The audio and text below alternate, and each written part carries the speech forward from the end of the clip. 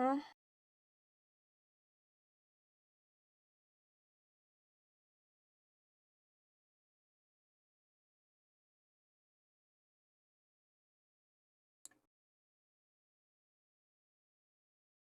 Well, all right. Layout has been taken care of. So.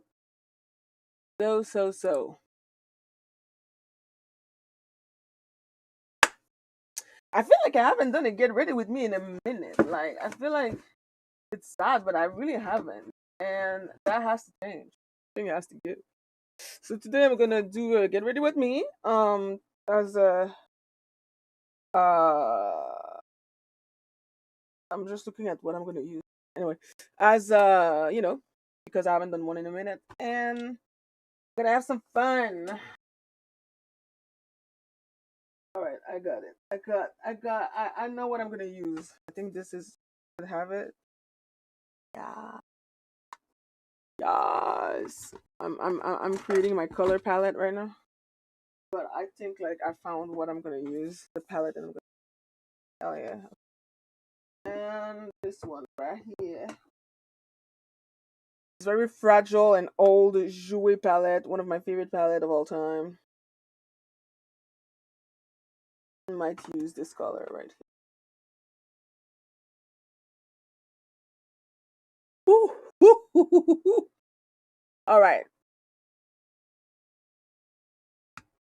As long as I'm probably gonna put like this palette is so fragile. I don't even know if you can still buy it. So like I'm making sure that she's taken care of. This color is crazy. See, shine. All right. So today we have a true crime because the world is ugly, and we're gonna react to said true crime. And if I'm not done with my makeup by the end of this video, I'm gonna react to a video from her other channel, her more chill channel, where she has the podcast Moral of the Story. So without further ado, let's get this get ready with me party started. Bing bada boo.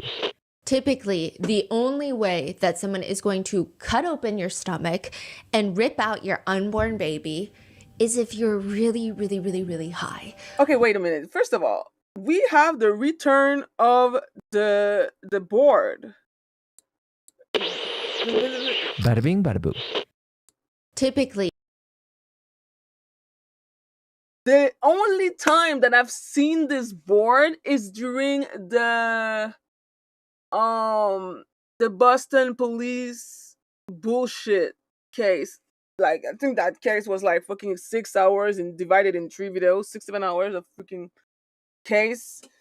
But like, damn, we have a board again. I kind of like that though because I feel like sometime when there's too many characters, it's kind of hard to keep track. But because like the Boston case was insane.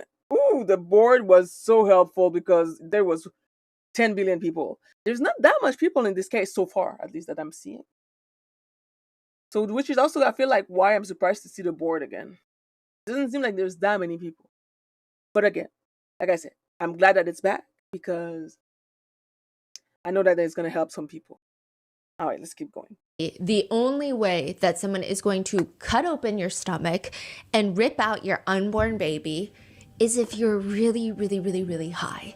Welcome to a C-section. It is a highly orchestrated procedure. You've got to come in a few hours in advance before the scheduled C-section, or sometimes it is an emergency, but they will stick you with an IV. They're gonna stick you with a urinary catheter because you can't even urinate on your own when you're numb. Then you crawl into this fetal position on the hospital bed. That's what they tell you to do. And this is the best and worst part. They're going to stick you with an epidural, which is a very, very long needle, and it's going to go straight around the membrane of your spinal cord. And within minutes, this is where it starts to feel a little better. You get a tingling, warm sensation that starts in your feet, and then it comes all the way up your legs and then your stomach, and then all of that pain and discomfort that you felt previously, you're not even gonna feel it anymore. So I just want to say something about that because I saw a video the other day. Uh, epidural.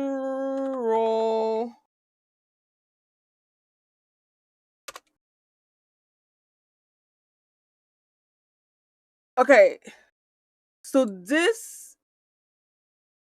Okay, this is not as bad because like the video that I saw the other day of like an epidural, I was like, this needle feels like it's as big as my spine, and I don't understand why. It's still terrifying. The idea that someone can poke me in my spine. Mm, no, no. Like there's so many reasons that I don't want to. I don't really think I can have kids, but this is one of them. This, ooh, child. Ooh, oh, no, no, no, no, no, no. That is the joy of an epidural. You won't even be able The to joy. feel or move your legs after all of that. Some people will shake and shiver a little bit, but most people are good. And when you're ready, you'll see a bunch of nurses pull in this sterile curtain. It's kind of weird. It's like a curtain that comes and it sits right below your neck, right above your chest. And it means that every time you try to look down, tuck your chin in like you're working out, and you try to look at your stomach, you don't see anything. You just see curtains. And then you see the doctor walk in, you see nurses, and you can hear them. You can see anything above the curtain, but that's about it. You cannot see, you cannot feel, which is probably a good thing because they're cutting open your stomach and taking out your baby. There are a lot of moms out there that have actually been advocating for clear drapes. They need to have drapes because it protects the sterile environment, but they want it to be clear. They want it to be transparent so that near the end of the C-section, the part where they actually pull the baby out, they want to see their baby. One mom said it was heartbreaking to know that she was the last one in the room to see her baby. Some hospitals have started like a live stream camera. So they have a camera that's live streaming the C-section, and then the mom can turn on the TV and watch what they're doing from the doctor's perspective. Wow. And I will say a small percentage of people with very strong stomachs want that. Yeah. Most people on Reddit and online have said, I don't want any of that. I don't want to see anything. What are you talking about? Even the partners of those giving They're birth, opening you there up. are a lot of stories, and the nurses will say it's specifically lots of dads. Dads who are allowed to stay seated next to their partner's head, behind the drapes. They're there to provide support. I know, they're the dad of the baby. No one cares when mom is giving birth, okay? They're nobody. They're told to just do two things. You're here for two things. Provide support for your partner, and since your partner doesn't want you to, and there's no reason for you to, trust me, sit in the dad chair and don't get up. That's what nurses tell the dad. Don't do anything else, just sit in the dad chair.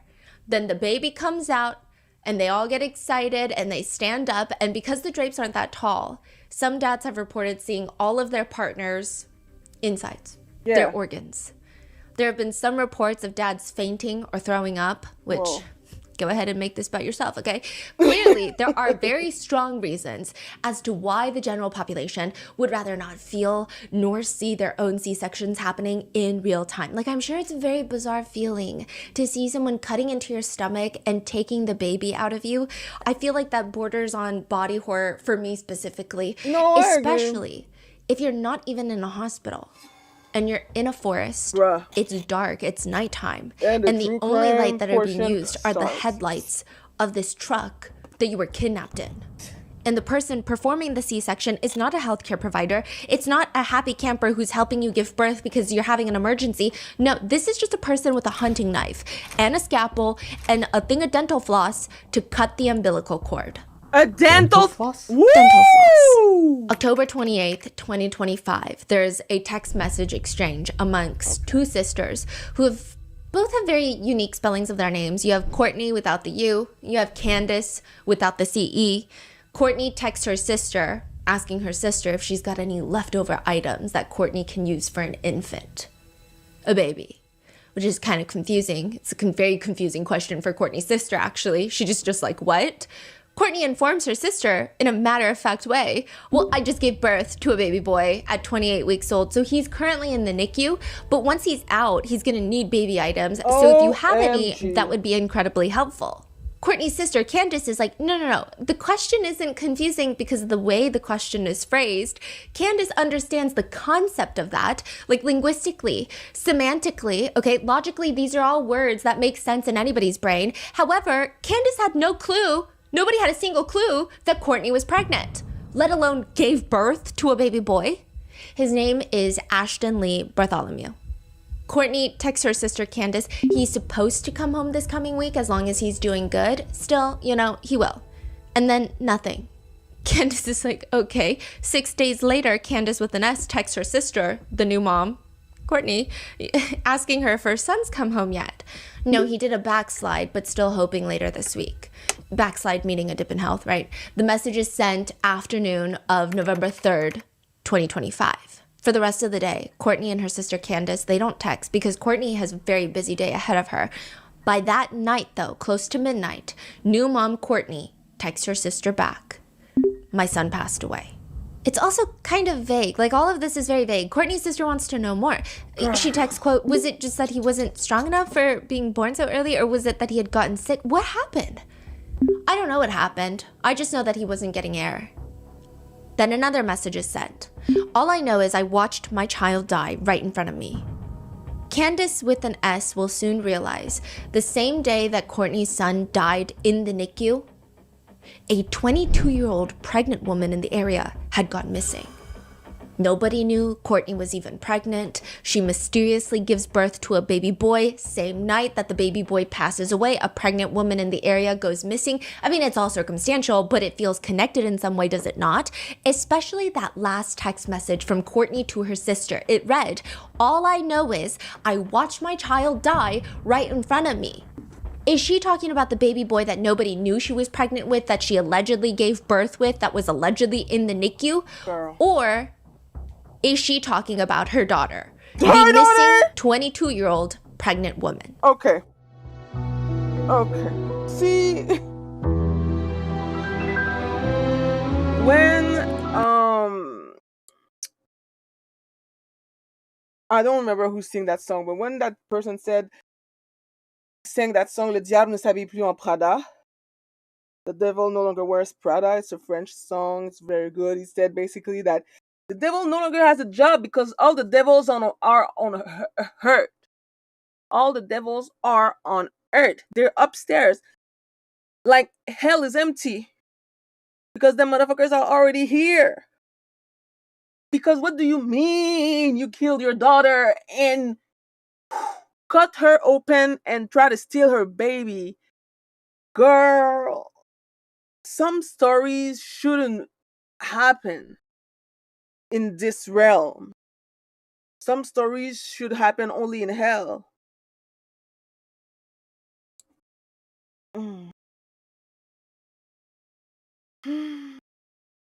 Ah, I'm tired. That's crazy. I'd like to thank today's sponsors who have made it possible for Rotten Mango to support Rebecca Park's GoFundMe for her surviving children. Links are going to be in the description. This episode's partnerships have also made it possible to support Rotten Mango's growing team, and we'd also like to thank you guys for your continued support. As always, full show notes are available at rottenmangopodcast.com. A few really big disclaimers. This case deals with third trimester pregnancy loss, alleged grooming, torture, as well as infertility. So please take care and please take breaks if you need to.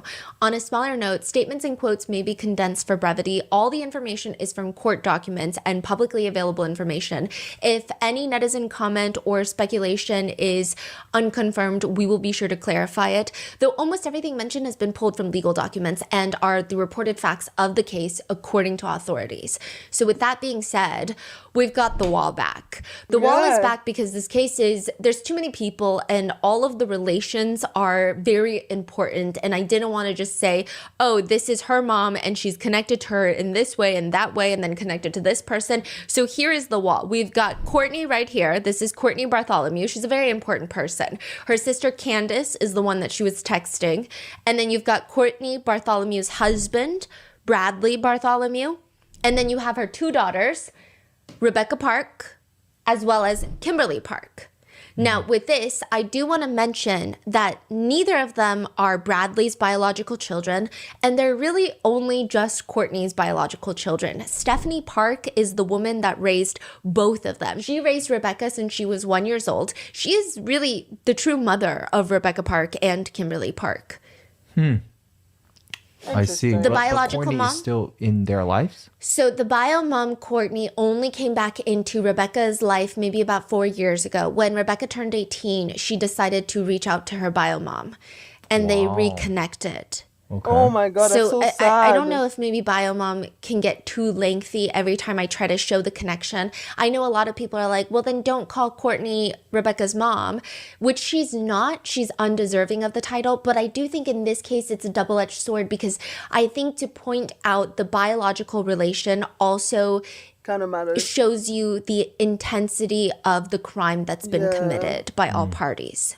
I see. It showcases like, okay, this is not stranger to stranger or acquaintance to acquaintance type crime. This is there's a lot of interpersonal relations. So it's kind of tricky of like how to exactly describe Courtney in relation to Rebecca and to Kimberly. Also, Rebecca typically goes by Becca. Okay. So with that being said, we're just going to get into it. There are a few posts on Reddit where the original posters have decided to be fully transparent with the internet. One post reads, I am obsessed with my ex-girlfriend's new girlfriend and I can't stop stalking her. I dated a guy for 10 months last year. He broke up with me and I took it really, really, really hard. She states that after she's broken up with, they were both post-grad, he goes on winter break and then he meets her, the new girlfriend. I think they must have met a few days after our breakup on a ski trip he went on with the college. In February, I stalked his Venmo and I found him and the new girl paying each other for things. I looked her up on Instagram, Facebook, and this girl was everything I was not. She was gorgeous, social, and it made me feel like shit. I figured it was a rebound, but here they are, together 7 months later, post-grad, doing a long-distance relationship. What I don't understand is why he doesn't seem to care about me at all. We were so happy at one point, and he helped me through a lot of problems. I kept texting him and texting him and texting him this spring, hoping that he would just give me a sign of life. He stopped responding to me altogether. I feel incredibly abandoned. I keep blocking and unblocking them on social media. Whenever I see her post something with him, it sends me into this downward spiral. But I have this odd fascination with her. I stalk her pages daily looking for new pictures. I wonder what she's like. I wonder what they're like together. I wonder what she has that I don't have. I wish I was her. I wish she would talk to me. To the comments, they read, oh, girl. Or another one reads, just delete all social media if you can't keep them blocked. Or therapy? What you're doing is scary. You need to stop. He's moved on. It doesn't matter how or why or when, but you need to do the same. Others have more sympathy, saying that the original poster is pain shopping.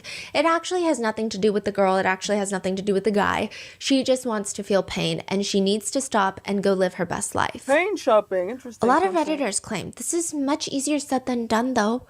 And Richard Fowler, aka Rich Fowler, his ex-girlfriend, is having a very hard time feeling any sort of happiness for him. Rich and his fiancée, 22-year-old Becca, are expecting their very first child. No, what? Oh, Rich. That's Rich. Oh, hell no. See, that's nasty. Like, I'm sorry, but can we stop normalizing this bullshit? Oh, but she's not a minor. Who cares? Her brain is not done developing yet. That's nasty. Like, that's honestly nasty. That's predatory. That's nasty. I know what you are. I don't care that she's legal. That's nasty. And to the poor 20 years old something woman out there, please, please, please. I know that it's hard because you're still kind of dumb at that age. I've been there. But don't do that. Getting pregnant at your age? Please stop. Unless you're fucking rich. And you know, like, you can handle it or whatever. I don't know. But, like, it's not a good idea. This is a terrible idea. Together. Wait, so that was a post from... No, these are just, like, people who have felt these feelings of, like, I can't stop stalking my ex's new girlfriend. And that's the case with Rich's ex. Rich's ex is obsessed with the new relationship between Rich and Becca Park. Obsessed. Okay. And they're expecting their very first child together, a baby boy. Baby Park. Their relationship is alarming for some people. They have Yes. a 21-year-old age gap, Rich being in his 40s, Becca is in her 20s. Some say this is not the healthiest couple. Even Becca's biological mom, Courtney, wants to be happy for Becca. I mean, Becca's expecting a baby. What more can other people do than just support her? And it's not that Becca's mom wants to get in the way of Becca's happiness. It's just that she, as Becca's biological mother, knows that Rich Fowler is not a good person. Becca's bio mom would state, I'm just concerned for my daughter because he's abusive. Rich is abusive, Rich is aggressive, and she would know, Courtney would know, because she's also sleeping with him. Courtney is the obsessed ex. Courtney is sleeping with her biological daughter's fiance. Not every inheritance transfer is very dramatic like the movies. Not every will reading. Okay.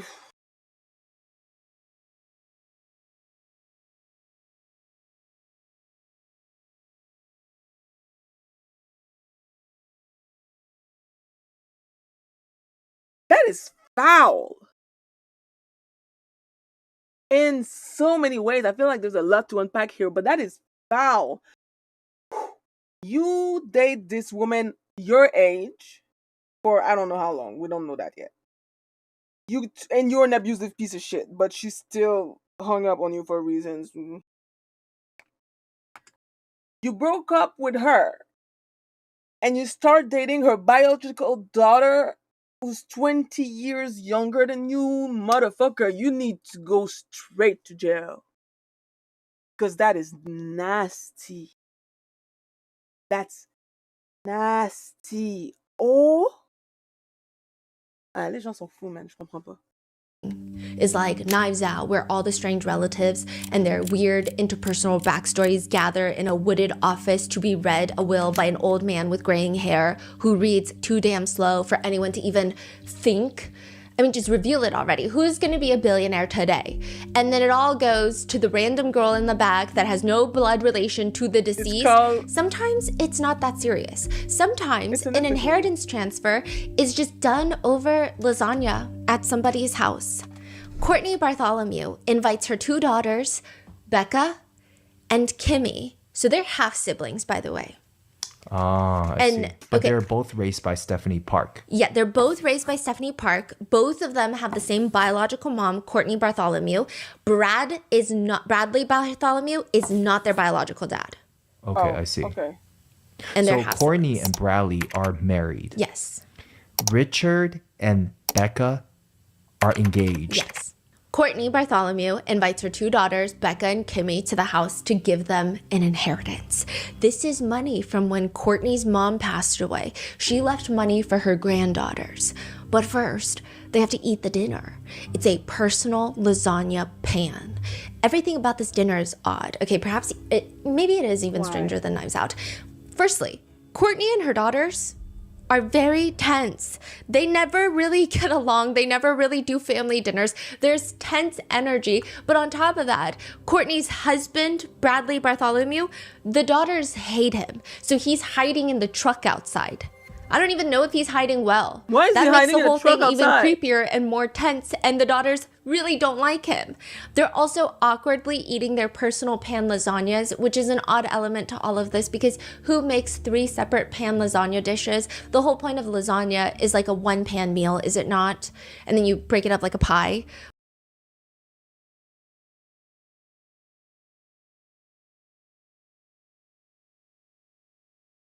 So I feel like I already know where this is going. Why 3 personal pens? So like, yeah, no, that's overly complicated for no reason, but also very suspicious. I don't like where this is going already. I already didn't like where this is, but like, so one clearly, Rebecca is gonna get a poison lasagna pan, right? Because something's going to happen. But I guess this is a very special day for an inheritance. And maybe if at any point that you make 3 personal lasagna pans, it's going to be at an inheritance transfer. By the way, it is an overly prepared meal that does not taste great. Lasagna is great, but Courtney's lasagna is ass. Becca will later send this exact voice note about her biological mom's lasagna to a friend. It tastes like gluten-free fucking lasagna. It wasn't too bad though. I ate half of it. I mean, meaning we had our own personal dishes, but I ate like half of it and that's all I could do. Becca tells her friend that after the lasagna, which felt like some sort of sick ritual to get the inheritance, nevertheless, okay, after that's done, both girls are handed checks. Courtney passes Becca and Kim a check to open up, and Becca is holding her check and she watches her half-sister Kim open up her check, and inside, it's not a check. It's nothing, okay? It's an empty envelope. Becca opens hers up, and it's also empty. Nothing at all. So both Becca and Kim are looking at their biological mom, Courtney, and Courtney tells her daughters that she did this on purpose because she feels like her 2 biological daughters are only here eating this subpar lasagna with her, spending time with her, because they want a check. They want money. They want their inheritance. Yeah, bitch. Like, why else? Becca and Kim tell her that's not why they're here. They're not here for the money, which Becca does confirm with a friend that it is the truth. She just didn't go for the money. She went to see her mom, her biological mom, Courtney, and her half-sister, Kim. Perhaps she's feeling a bit more sentimental. She's also 38 weeks pregnant. By the way, to give you an idea, 40 weeks is full term. Ooh. Yeah. But it's not just about the money. So once Courtney feels reassured that her biological daughters are not just here to get some money, she tells them, fine, I'll give you the money, but not today. That night, Becca goes home with the empty envelope, and then within 2 days, she goes missing in the woods. November 4th, 2025, 38-week pregnant, 22-year-old Becca Park goes missing. Nobody has seen from her. Nobody has heard from her. Some of Becca's friends have come out to say what they think has happened to her. One of her friends even offered herself as an offering to be swapped by a potential kidnapper. It's just gotten really messy. A lot of people have been utilizing Facebook to really voice out things that maybe they shouldn't have voiced out. It's just a lot. But some people think... What do you mean by that?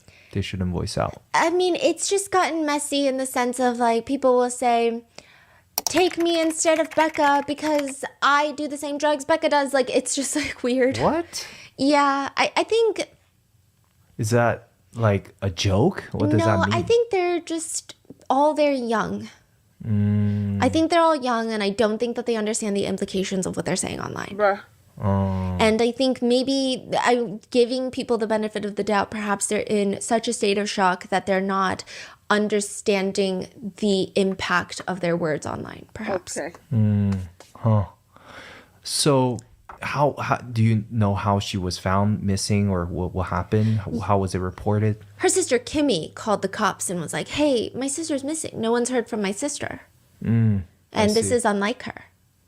Okay, so Kimmy is the one that reported it. Kimmy's the one that reported it. But I will say, yeah, everyone, okay, the thing about this case that everyone is thinking but doesn't want to say out loud, and perhaps I'll be the one to say it out loud, is kind of everyone has used Becca's disappearance. There are a core group of people that care about Becca, including Stephanie Park's family, a lot of Becca's close friends, and even internet sleuths who don't know Becca like that, but have put a lot of time and effort in trying to locate her. They care a lot about her, and it's very sincere. However, there are also a lot of people who knew Becca that seem like they're using this as some sort of dramatic moment to make it about themselves. It's weird. Like the whole take me instead, it's a lot. It's kind of weird. Yeah. I see. Okay. So Kimmy calls in and reports that her sister is missing, and all of these rumors start. Some people are like, she's been kidnapped. I mean, it's so immediate, the rumors on Facebook. All of Becca's friends are like, she's been kidnapped. Maybe she's being held hostage somewhere until it's time to give birth. Some people were saying that she was being held hostage in a septic tank, and that's why nobody can find her. I mean, these are very strong feelings and speculations to have after a friend goes missing, but maybe it goes to show how not normal it is for Becca to go missing. She's not going to run away. She didn't just disappear. She's 38 weeks pregnant. I mean, you can barely walk. My sister had 2 kids. You can barely walk quickly when you're that pregnant. Where do you think that she could have possibly gone? Weeks pass. And at this point in the conversation, after the first week, the second week, the third week pass, the police still haven't found Becca. Nobody has confessed. Nobody knows what's happened. I mean, keep that in mind for later, okay?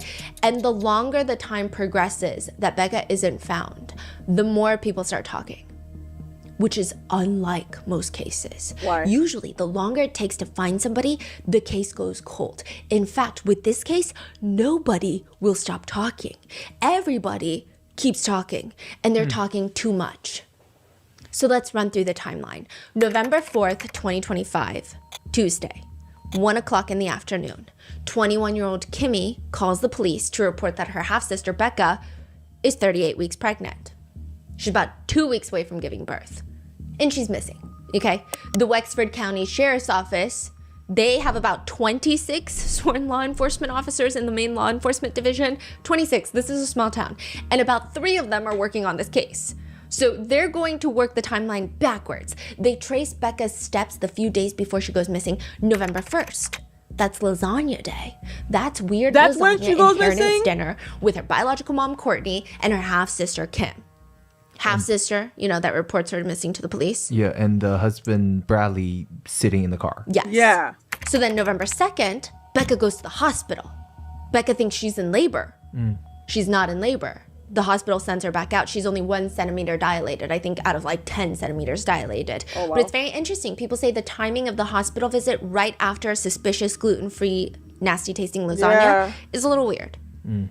Goes to the hospital sends her back home. November 3rd, 1 day before she's called to be reported missing, Becca goes out to get ice cream and run errands with her bio mom, Courtney. She disappears November 3rd that night.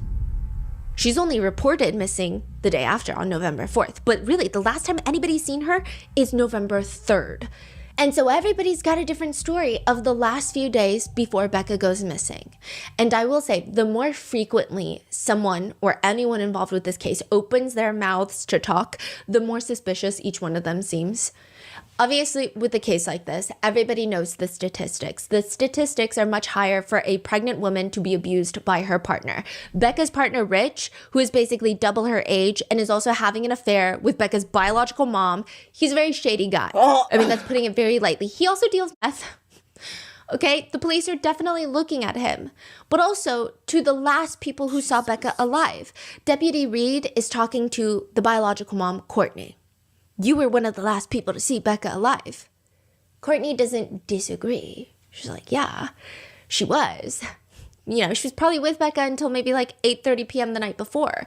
She picked up Becca from Becca and Rich's house to go get ice cream at Culver's, which is surprisingly an underrated spot for ice cream. Then Courtney states that Becca was interested in getting Tide Pods. They gotta go run errands to buy Tide Pods. Okay. Target, Walmart, Kroger, Ralph's, where to get Tide Pods. Anyway. Bio mom Courtney is like, well, I had Tide Pods. So rather than going to the store to get some Tide Pods, as one would very naturally do, Courtney decides to drive Becca back to her house to go into her laundry room and fetch out some Tide Pods. Maybe she's a Tide Pod hoarder. Yeah. Maybe there was a sale at Costco. Maybe she didn't want to disrupt the supply chain. I don't know why. Courtney is like, here, just take my Tide Pods. I mean, Tide Pods aren't even a thing that really expire. It's weird. Was there anything eventful that happened that day? Well, sure, okay. Becca was complaining about her fiance, Rich. What's new? He was just hounding her. This is like Courtney's perspective. He was just hounding her so that he could get money to fix his truck. But she's so pregnant. Where is she going to come up with this money? She doesn't have a job. Courtney is encouraging Becca. You gotta leave Rich. He's not even great. He's not even rich. But Becca seemed scared, or at least that's what Courtney says. Becca said with her own words that she was very afraid of her fiance, Rich. Courtney pulls out an envelope to Becca that night. The night she goes missing, yes. This time it has money. It has $2,000 of cash in there. And this is when, according to Courtney, she notices something so bizarre and so odd. She said, I saw Becca using 2 phones. I don't know why she has 2 phones. For what reason? But 2 phones. I saw 2 phones. Okay. I imagine. So this is like a investigation from the police. Yeah. That's from their report. Mm-hmm. Okay. I mean, I imagine she states in a conspiratorial way, as she seems to do in lots of interviews, that she had gone into the house to get laundry soap, Tide Pods. Becca's outside, and when she brings them outside, quote, I noticed that she had deleted something. Courtney doesn't know what, nor does she know which phone she was deleting stuff off of. Anywho, don't ask questions. Courtney's like, moving on in the interview. She's just like, okay, well, I saw her delete something. And then all of a sudden, a mysterious black SUV with tinted windows pulls up. How do we know it's a mysterious black SUV with tinted windows? We don't know, other than the fact that Courtney is telling us this information. And it's a Chevy. How do we know that? Courtney told us that. She could just tell it's a Chevy. Okay. And then it pulls up rather dramatically. She can't even see who's driving inside the car. And Becca tells her, this is something I have to do. What does that mean? Okay. Courtney says she doesn't ask further questions. She doesn't press Becca on why she's being so cryptic because she doesn't want to push Becca away. She just watches as her pregnant daughter gets into the passenger seat of this black SUV, Mystery, and then they drive off.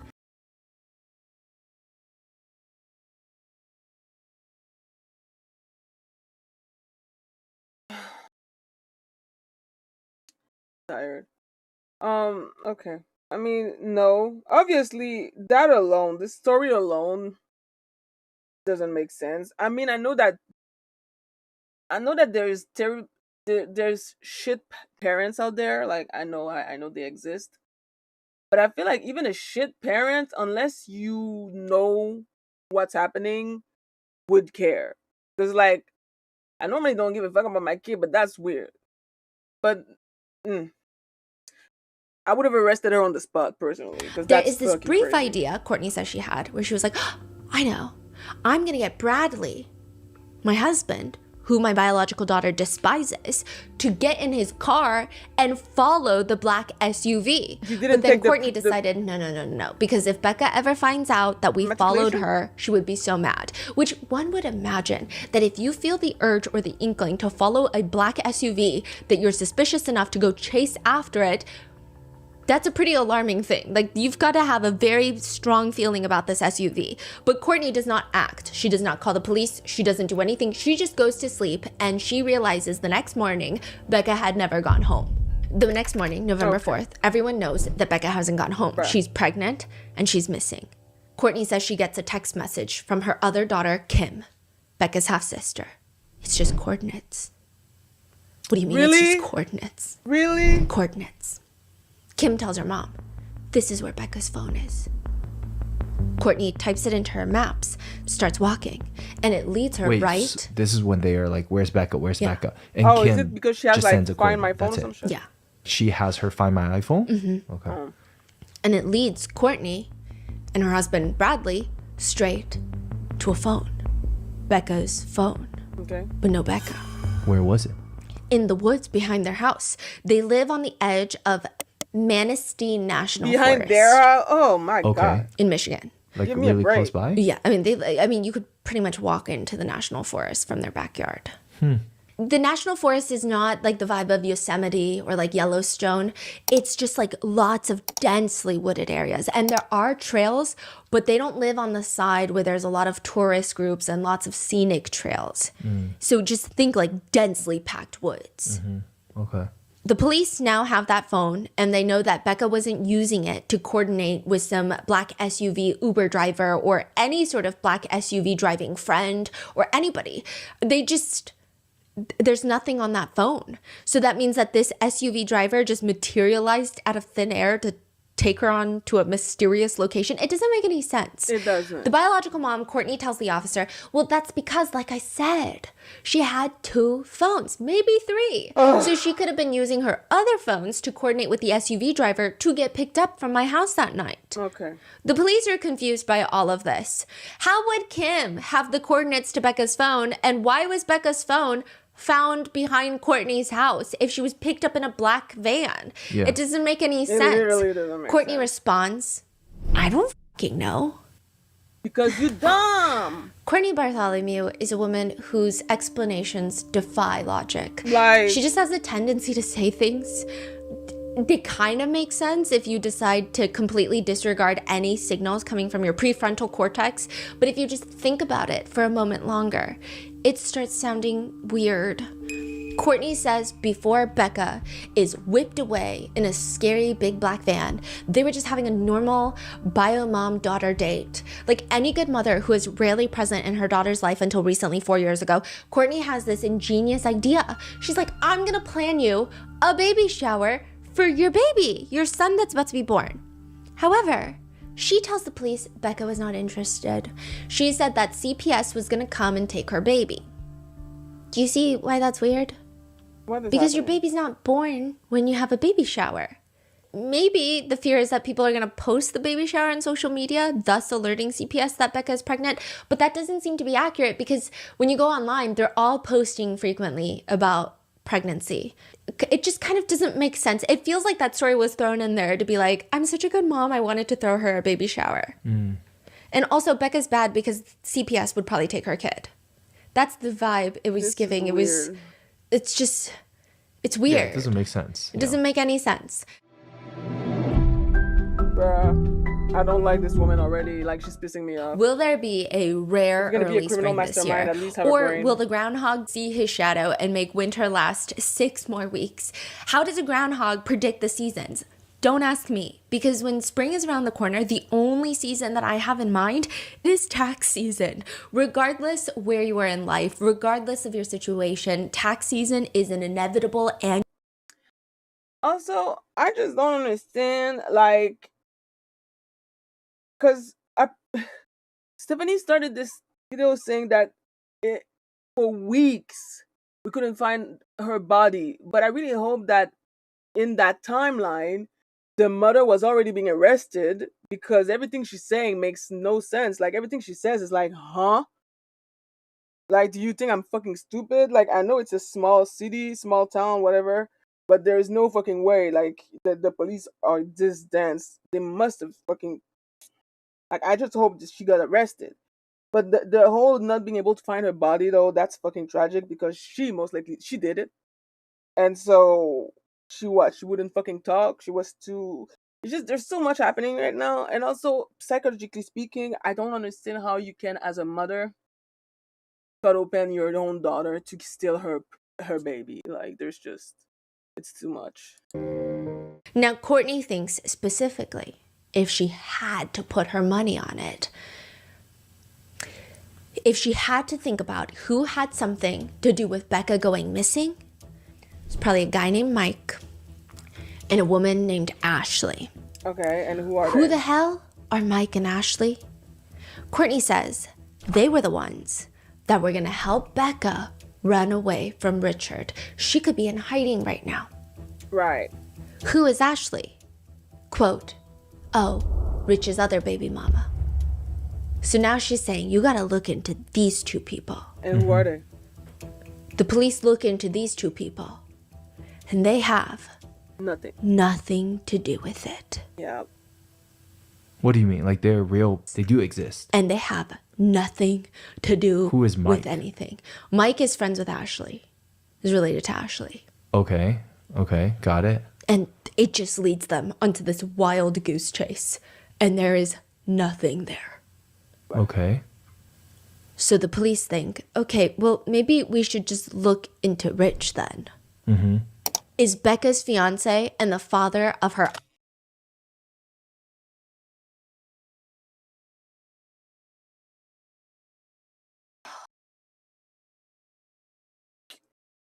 Like, he looks like her dad. And this man is 40? Motherfucker looks 60. Aging like a fucking spoiled banana. That's what I've been when you're a weirdo. Oh. unborn child, rich, suspicious, by default, based on statistics, perhaps, I mean, amongst other very concrete reasons, but a lot of Becca's former classmates, family members, and more on her real family members later, like Stephanie Park, but a lot of Becca's friends, they don't particularly appreciate Courtney's passionate story and pointing the finger at Ashley, Rich's other ex-girlfriend, mainly because, first of all, Ashley and Becca had a very close relationship. So it doesn't seem like Ashley would do anything nefarious to Becca. And Ashley would not just let Becca go missing and not inform the police if they're on this wild goose hunt for Becca. But also, a lot of people are mad because you've been in your daughter's life for like 2 minutes. Becca was placed in foster care at 1 year old, was adopted by a woman named Stephanie Park. That's her real mom. Becca only reconnected with her biological mom, Courtney, at 18 years old. And now Courtney is out here pretending like she's known Becca for her entire life and is supporting her and is fighting to find her. One of Becca's friends takes issue with this. And then Courtney decides she's going to get mad at all of Becca's friends. Courtney goes on social media and she gives a very important message. This is during the very critical time that her daughter is missing. She says, "Fuck you, Araya." Okay. Araya is Becca's friend who has been trying to figure out what happened to Becca and has naturally become pretty suspicious of Courtney because none of her stories are making sense. She's got 2 phones. She's got 3 phones. She didn't want a baby shower. It's just a whole bunch of nonsense that's coming out of Courtney. Courtney responds by going on live and screaming, 1, they have searched my property. 2, I didn't touch my fucking daughter. And 3, we already know the fucking info that you're fucking telling us, Araya. Bradley, the husband, chimes in. And we got fucking cameras watching the fucking road, you dumb bitch. What did Aria before this? That Courtney is suspicious, that Courtney doesn't want the cops to search her house. And these are all happening on Facebook. Yeah. And then Courtney goes back to screaming, so you better fucking watch it. Rusty is Araya's dad. Rusty, you better get your fucking child under control because she's taking a mother's pain and turning it into a goddamn circus. Fuck you, Araya. You don't have fucking kids that actually you take care of. I do, unfortunately, that you don't have yours because you fucking can't be a mom to yours. So you know what? F you, bitch. You're getting an ass whooping, you keep it up. I'm not playing with you anymore. I already know the goddamn information. My daughter probably left rich. Y'all can't accept it. Get over it. If that is what she fucking did, then I'm happy for her. I just want to know where she's at and that she's okay. That's all that counts anymore. And you know what? You ever fucking say I laid a hand on my pregnant daughter, Araya, so help me fucking God. You will not like me, bitch. Don't play with me. What in the Cracker Barrel? That's some ghetto ass shit. What kind of town is this anyway, where like 20-something years old can have children with their mother's ex? Ah! Like, I don't care that she's above the age of 18. It should still be illegal. It deadass should be illegal to have a child.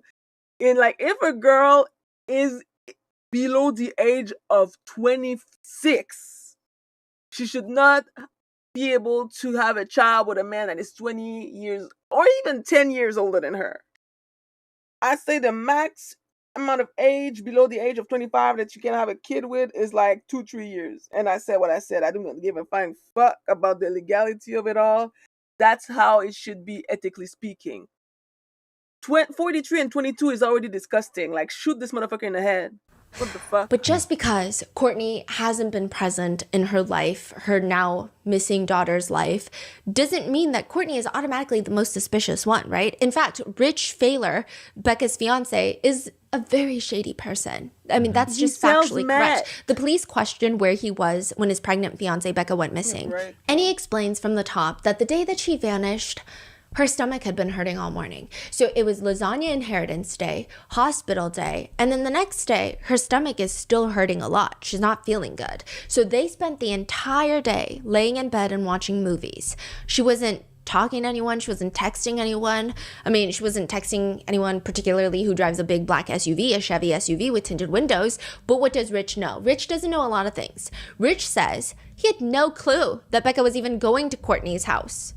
He thought that they were just gonna go get ice cream at Culver's because that's what Becca was craving. When Courtney comes to pick Becca up around dinner time, he says, Becca gave me a hug. We gave each other a kiss, what normal couples would do when somebody's leaving.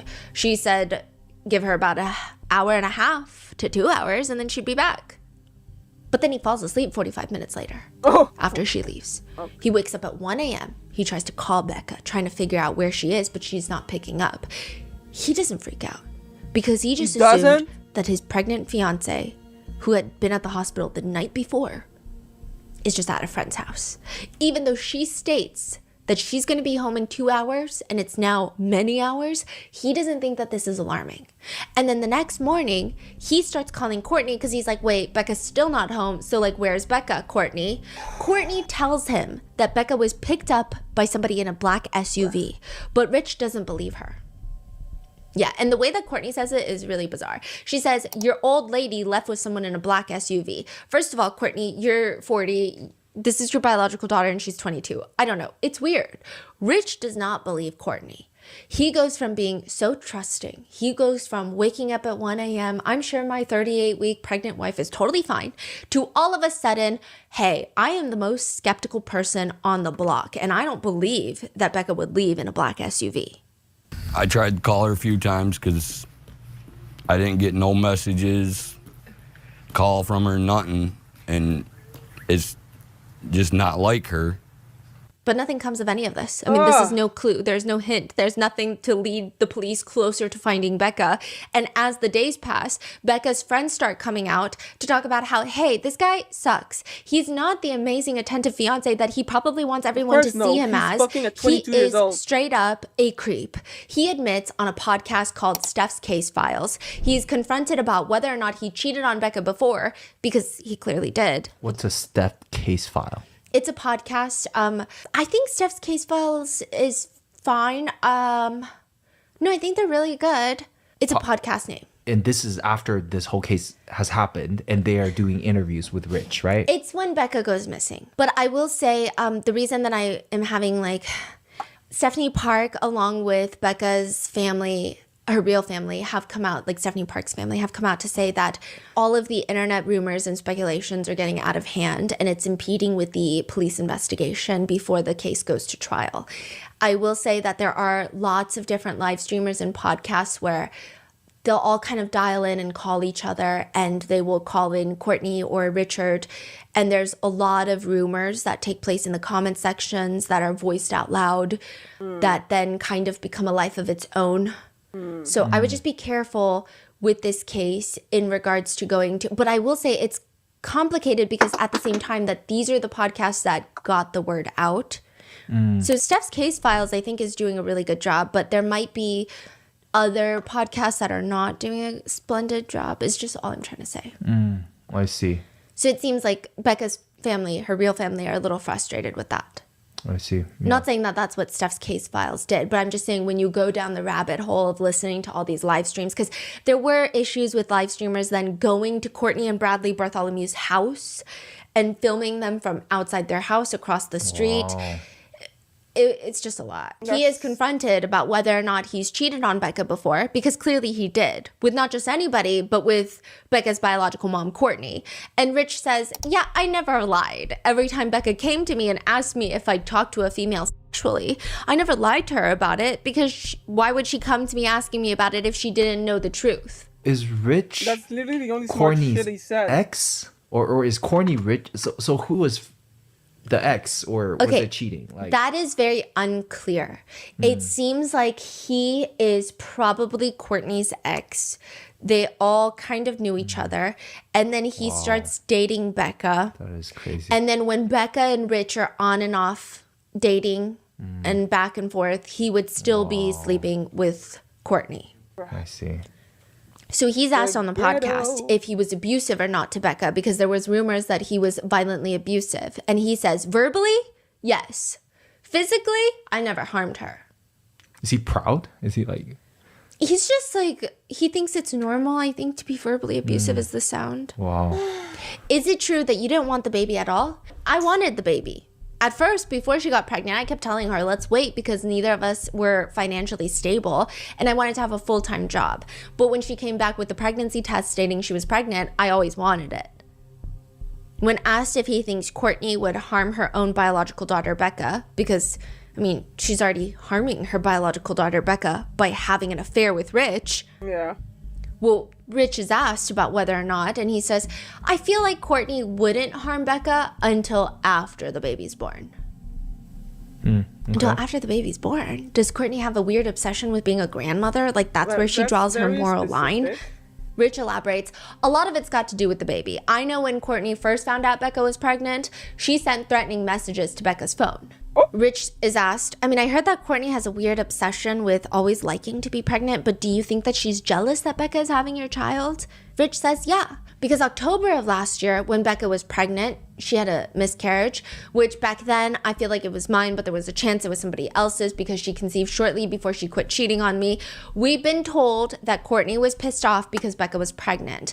And then when she found out that she was pregnant, we both said it was mine. And it just so happened when she got pregnant this time, Courtney threatened Becca a few times, stating she wasn't going to let Becca have my child.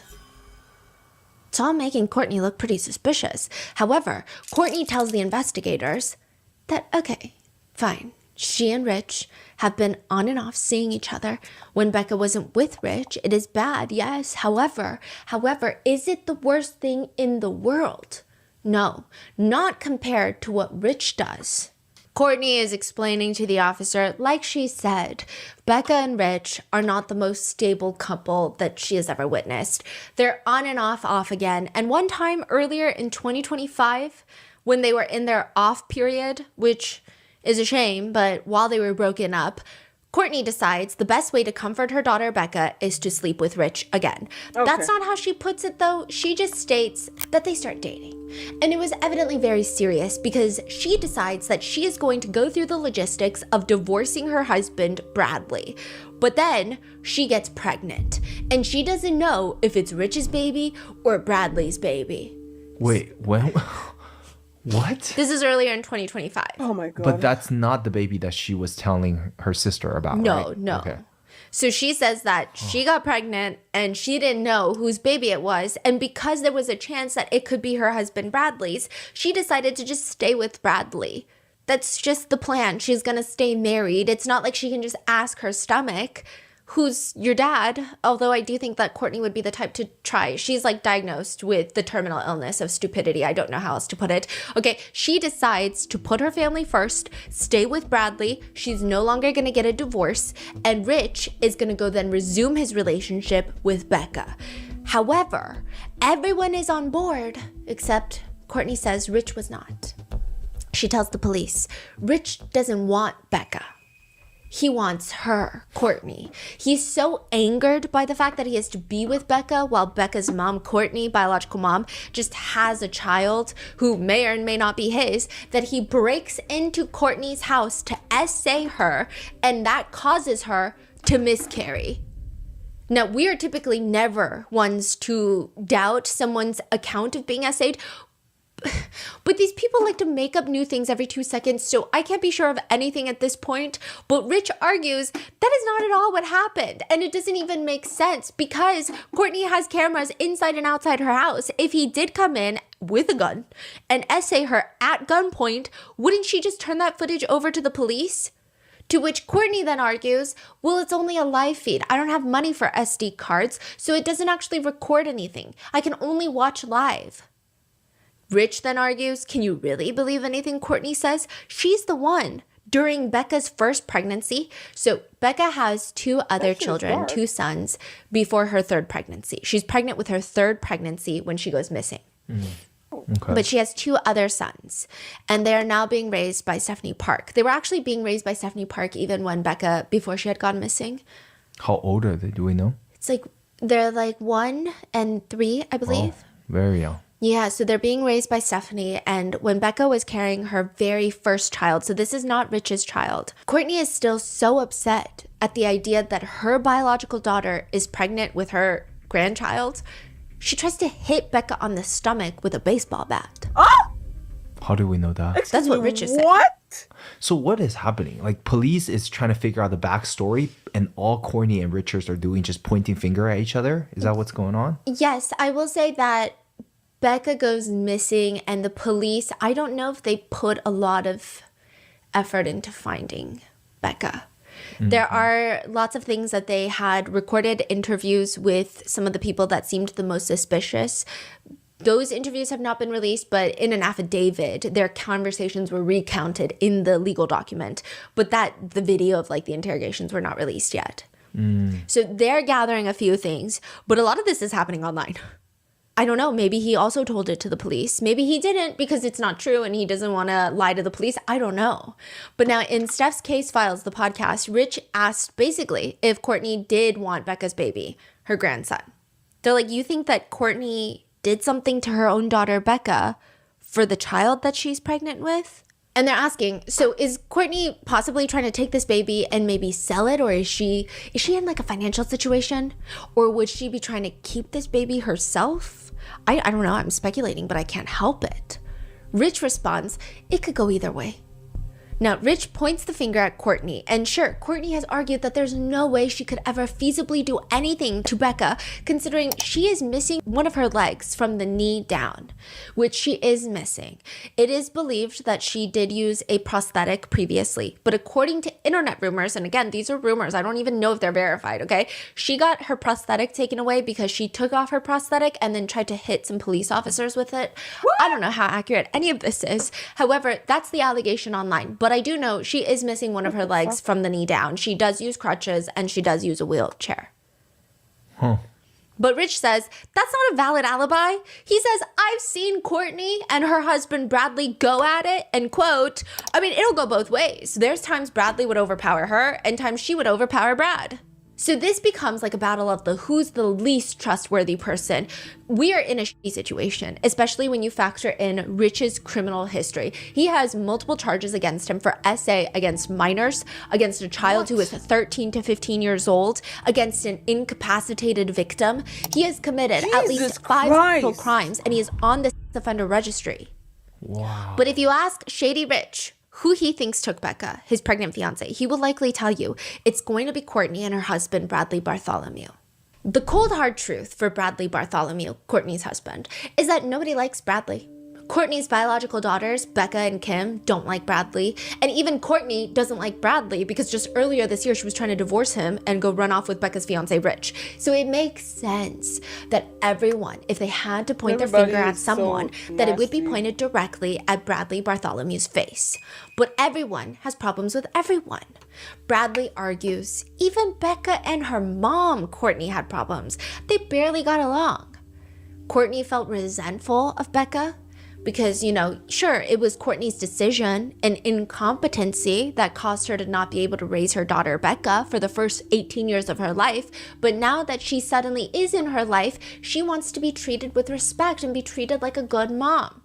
But Becca won't even give her that chance. However, Bradley is adamant that he had nothing to do with Becca going missing. He wasn't even around when Becca was picked up by that black SUV and when Courtney was inside getting Tide Pods. He wasn't even home the entire day that they were getting ice cream.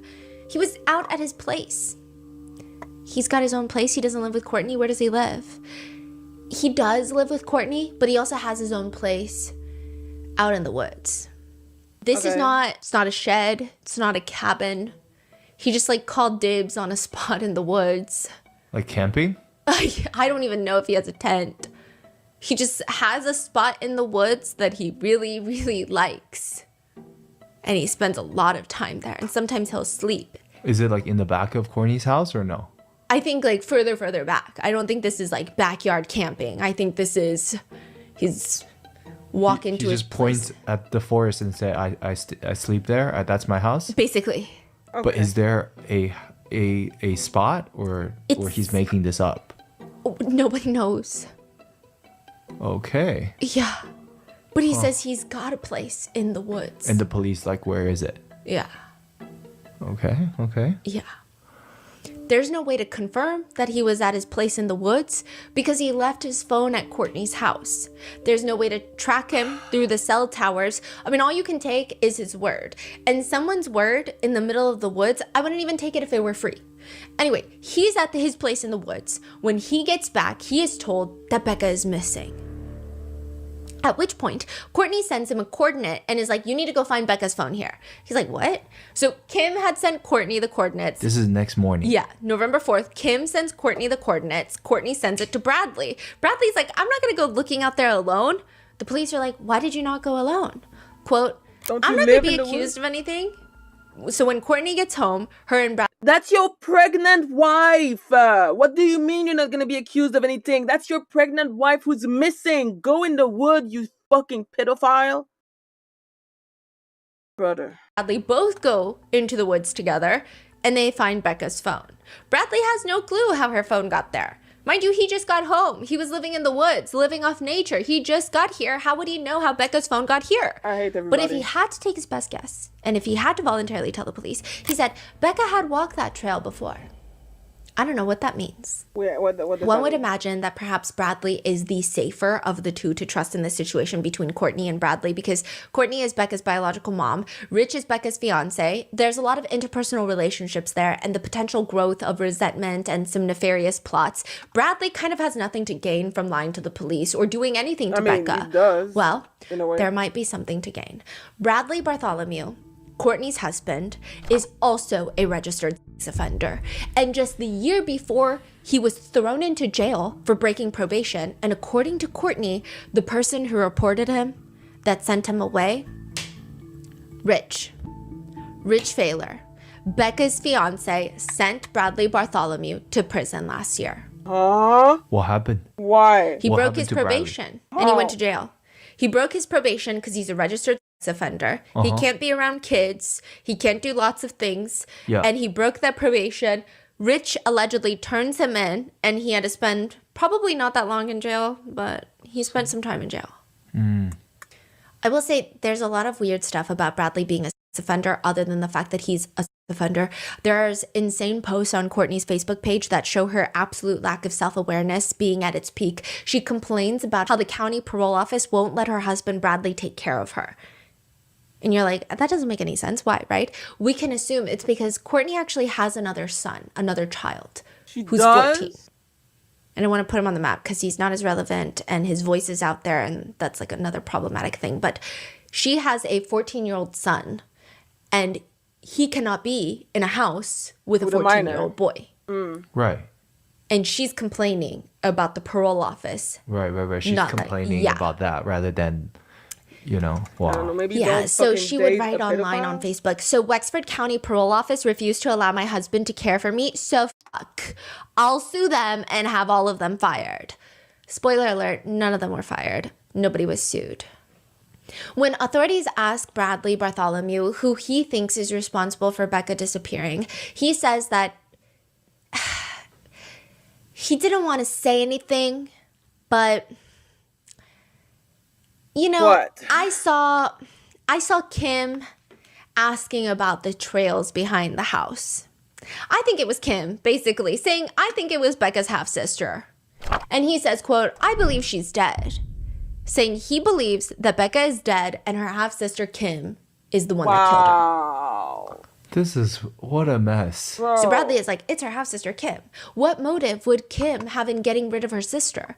Bradley says he heard Kim say once that she needs Becca out of the picture. For what? Then he says something weird. He says, you know, Courtney, she likes to sleep with scalpels next to her nightstand, disposable scalpels. To drain like some of the cellulitis markings, she has scalpels. And something interesting to note is that now one of them is missing. And guess who has access to those scalpels? Kim. Well, how does There he know are a few that? ways to frame somebody for murder, and the easiest, simplest, fish brain one would just be take an item that belongs to the person that you're trying to frame and plant it at the scene of the crime. It's easy, it's simple, it's clean. November 25th, 2025. 3 weeks after Becca goes missing, civilians stumble upon her body in the Manistee National Forest. They find Becca, and they find what appeared to be remains, and when they walk up close, it was very clear that it belonged to a human and not animal remains. And it looked like someone didn't want Becca to be found.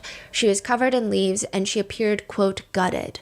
Deputy Jacob goes down into the wooded area, and he had seen this human body female with a tattoo above her left eye that matches Becca, and Deputy Jacob reports her stomach had been cut open.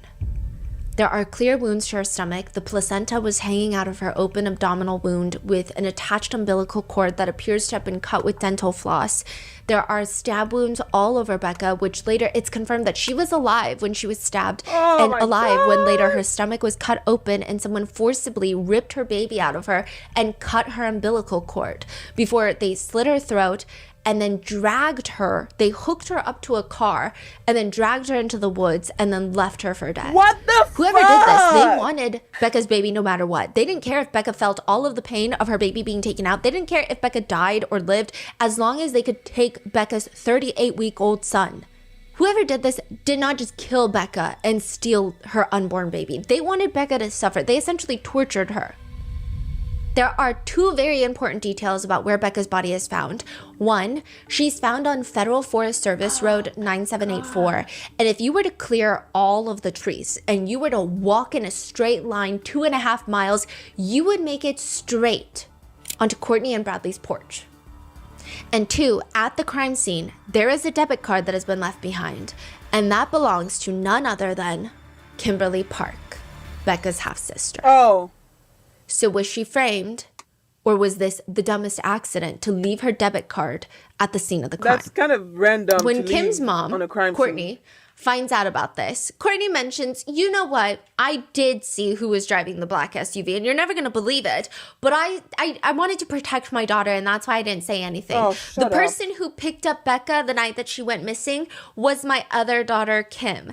Does she drive a black SUV? Does she drive a Chevy? No, she doesn't, but somehow she got this car, and she was driving Becca out of my house.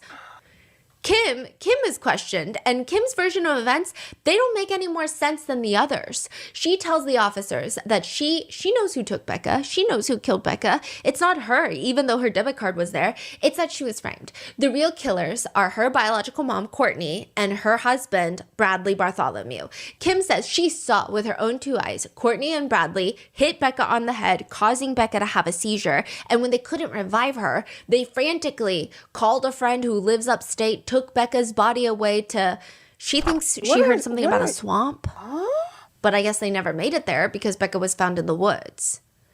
There are social media lives where people related to this case have been coming up, sharing information, lots of information. And at one point, someone who has spoken with Kim personally, Becca's half-sister, says on the podcast, I'm just going to paint the picture clear. This is on Steph's case files. And I don't care the repercussions. Courtney and Kimmy both talk about Becca like a dog. They say she's a whore, she's a slut. Kimmy's out here going around saying that she cares about her sister and misses her. Bullshit. I'm sorry, okay? So Ken's statement is that she was there that night? Yes. But I thought there was only Courtney and Rebecca. Yeah. But now she's saying I was there. And I saw them hit her on the head. There's like so many versions now. Exactly. And she's going around online talking about how much she misses her sister. Someone who's spoken with Kim allegedly says she's never liked her sister. She would call her sister Becca like all sorts of derogatory names. She doesn't care about her sister. Kim tells the officers that all of this is very complicated. I mean, obviously it's complicated. Her half-sister is missing, and then her body is found, and her baby had been torn from her. But it's more complicated because Courtney is having an affair with Becca's fiance. But so is Kim. Oh my God. Kim is also Okay, having... I'm done. I need a break. I'm tired of these people. I'm actually tired of people. I'm like, I can't. I feel like this is worse than like, this whole story is cartoonishly evil. But like, I feel like not even a cartoon would be able to recreate this level of depravity. I'm just tired. Like, this is a lot. The way this poor girl died.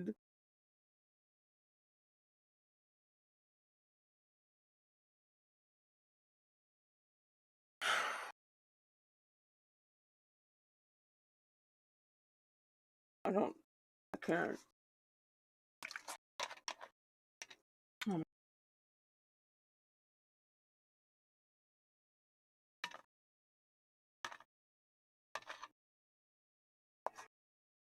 Okay.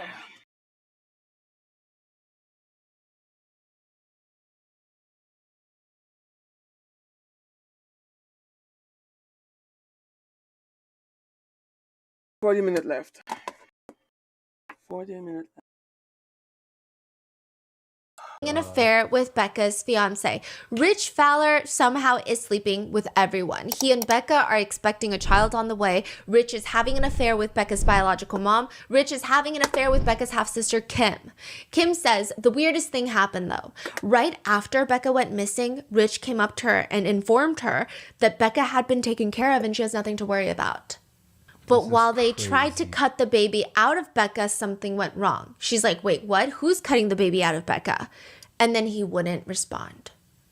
So now Kim is saying, okay, Courtney and Bradley hit Becca on the head. She had a seizure. They had to get rid of her body. But then later on, Rich comes up to Kim and is like, hey, Becca's been taken care of. They were trying to cut the baby out of Becca, but then something went wrong. So Kim told two different versions already. Yes. So the police are like, is it Rich? Is it Courtney and Bradley? Is it all three of them? Is it Kim? Is it all four of them? Wow. This story is disgusting. Like, the new year isn't just another date on the calendar. I feel like it's a fresh chapter just waiting to happen. And if you have been sitting on that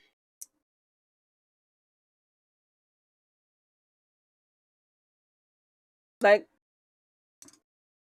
knowing that she was alive while they were doing that to her, and then they hooked her to a car and dragged her. Like,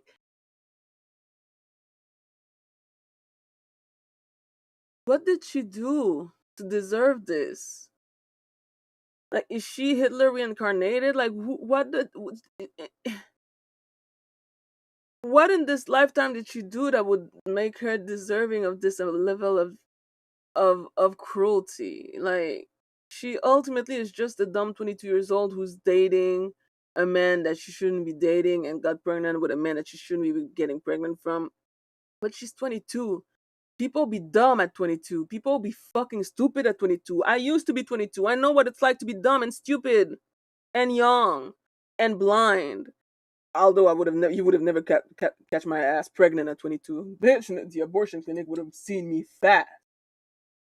But still, like, it's just crazy because you don't do that. You just don't do that to someone that is part of your family, someone that you're supposed to love, a sibling, your daughter, a relative. You don't do that to anybody, but even less your own family. Like, what are we doing? This is so cruel. Like, I can't. Like, the thought of this poor 22 years old girl being basically tortured live by her own family makes me fucking die inside. It's terrible. eating healthier always seems like a great New Year's resolution Absolutely terrible. until it's late Also, January. goddamn, Miss Thing, get your bag. But that's like the third in one episode. Alright. Sheesh. Anyway, I'm disgusted. I also realized that I feel like there's a few ads that she hasn't done in a minute. And I wonder if it's because of all the expose video about this shady company that came out recently about, like, there's this dude on YouTube that always does expose video of all of these sponsors and make you realize that maybe it's not that good to give them money. Anyway, regardless, I feel like I'm gonna need to watch a cartoon after this fucking shit. Easy with Factor.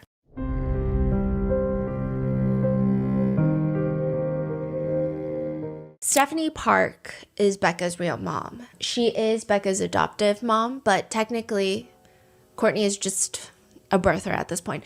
Stephanie Park is the woman that raised Becca and Kim since Becca was a little baby.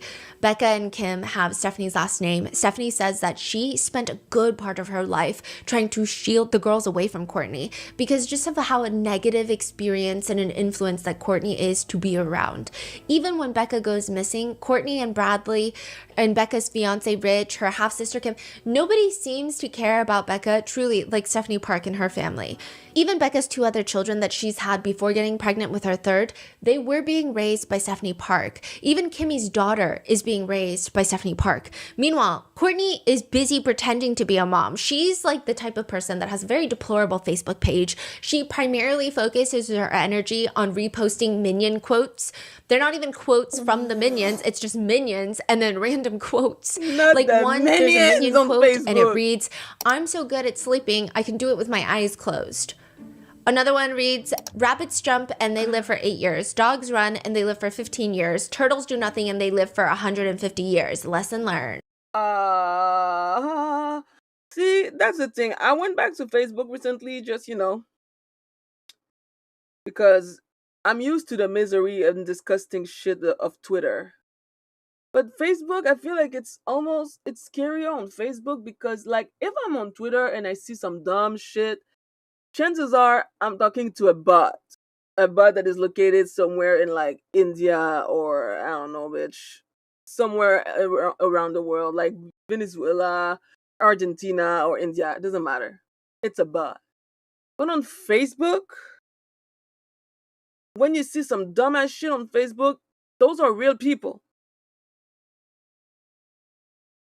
It's not like, oh, I'm talking to some dumbass motherfuckers. On Facebook, those are real people posting the dumbest shit, having the dumbest opinion. And I feel like that's terrifying. I feel like at least Twitter is like the benefit of the doubt. I know that it's a person, but it's the person that just only doing engagement bait. But nah, you go on Facebook and you're gonna see Auntie Anne, who usually is nice, say the most disgusting shit about immigrants and other things. And like, bitch, ain't you supposed to be a Christian? Ugh. Yeah, no, Facebook is crazy. She reposted, quote, "Until you've lived my life, walked my path, suffered my pain, and seen what I've seen, I could care less Murdered about your your own judgments." daughter? She writes exactly on the repost. She also posts things like, "I'm a proud mother. I gave my children life. They gave me a reason to live. I love my children." I mean, all she did was give her children life because they were raised by somebody You gave else. birth. And it's just ironic. That's it. I mean, You're Kourtney trash. is not the brightest bulb. If you were in a room alone with Kourtney Bartholomew, it would be pitch dark. One day before Becca is last seen and goes missing, she has a milkshake date with her mom, her biological mom, Kourtney, at Dairy Queen. This is the day she goes to the hospital. So lasagna Inheritance Day, and then the day she goes to the hospital, she was actually supposed to get milkshakes with Kourtney Bartholomew at Dairy Queen, but she didn't because she ends up going to the hospital thinking that she's in labor, but she's not. And that whole thing has the police very suspicious. The inheritance date, it almost seemed like the idea of the 3 different lasagna dishes and having your own lasagna, and Becca reportedly told friends afterwards her stomach was not feeling well. The next day she goes to the hospital and Kourtney is so adamant, like, we have to get milkshakes and ice cream. She's like, we got to get milkshakes the next day. And then when she goes to the hospital, you would think the next day she'd just be like, okay, you should probably relax. But instead she's like, we got to go get ice cream at Culver's. People think that she had maybe poisoned the lasagna. That's a big speculation that caused Becca to go to the hospital the next day. That's what I'm and then to thinking finish too. the job, she keeps begging to take her out to ice cream. That's the speculation. And with that, the police decide to look further into, obviously, Kourtney and Bradley. Everyone also in town thinks that the couple are weird. They would have this truck that's parked outside their house all the time, and it never really moved. They never drove the truck. It just kind of sat there at all points.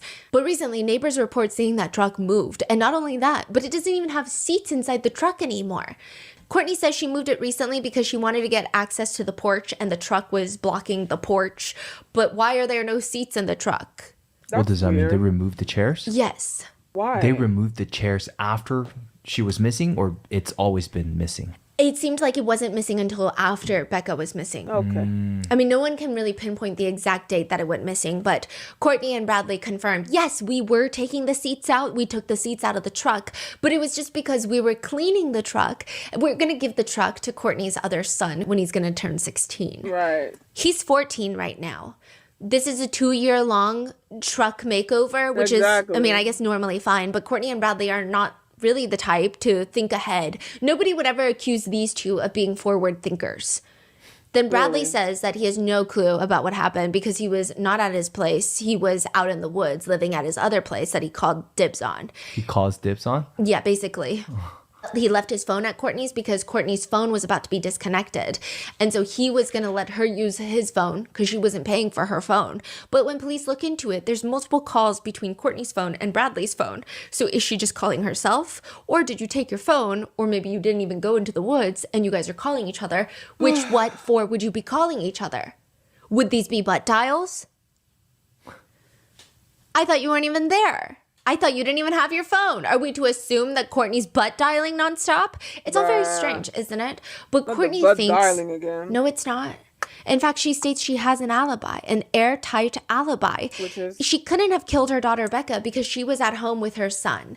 And there is an audio clip that she posts onto Facebook where she forces her 14-year-old son to say that he was with her that night. Okay. What does it sound like? What a Just tell dumbass. people we're with you? Yeah, and then he was like, so my mom was with me at this time, at this point, and we did this. Wow.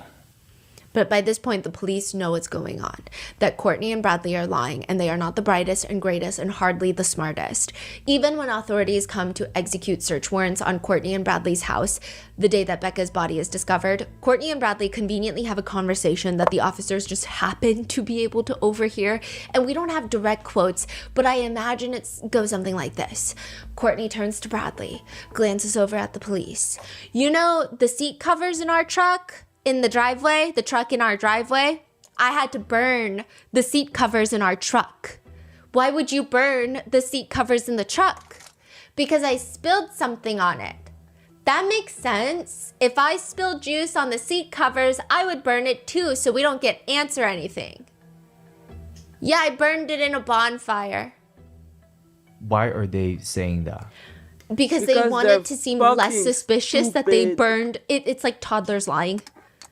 They want to make it seem less suspicious that they burned the seat covers for the truck, but they don't want to tell the police outright we burned the seat covers for the truck. So they're telling the police that they burned the seat covers for their truck. That's how I imagine it going down. I cannot say with certainty that this is the exact conversation, but we do know that while the police were around, they're having this fake conversation of like, why'd you burn the seat covers in the trunk? Oh, well, because I spilled something on it.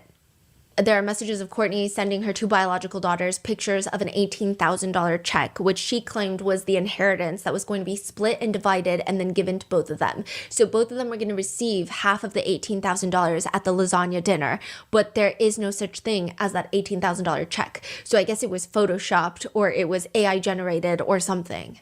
These are just imaginary checks. So they decide to bring both of them in. The police were like, bring in Courtney, bring in Bradley. And the couple come back in for second questioning. Even this, Courtney's trying to be slick. She tells the officers, according to the affidavit, wasn't the first interview enough? They bring in Clearly not, Bradley, bitch. and because Becca's body is found, the officer tells him, this is a homicide investigation and there cannot be any more lies. Bradley admits, fine.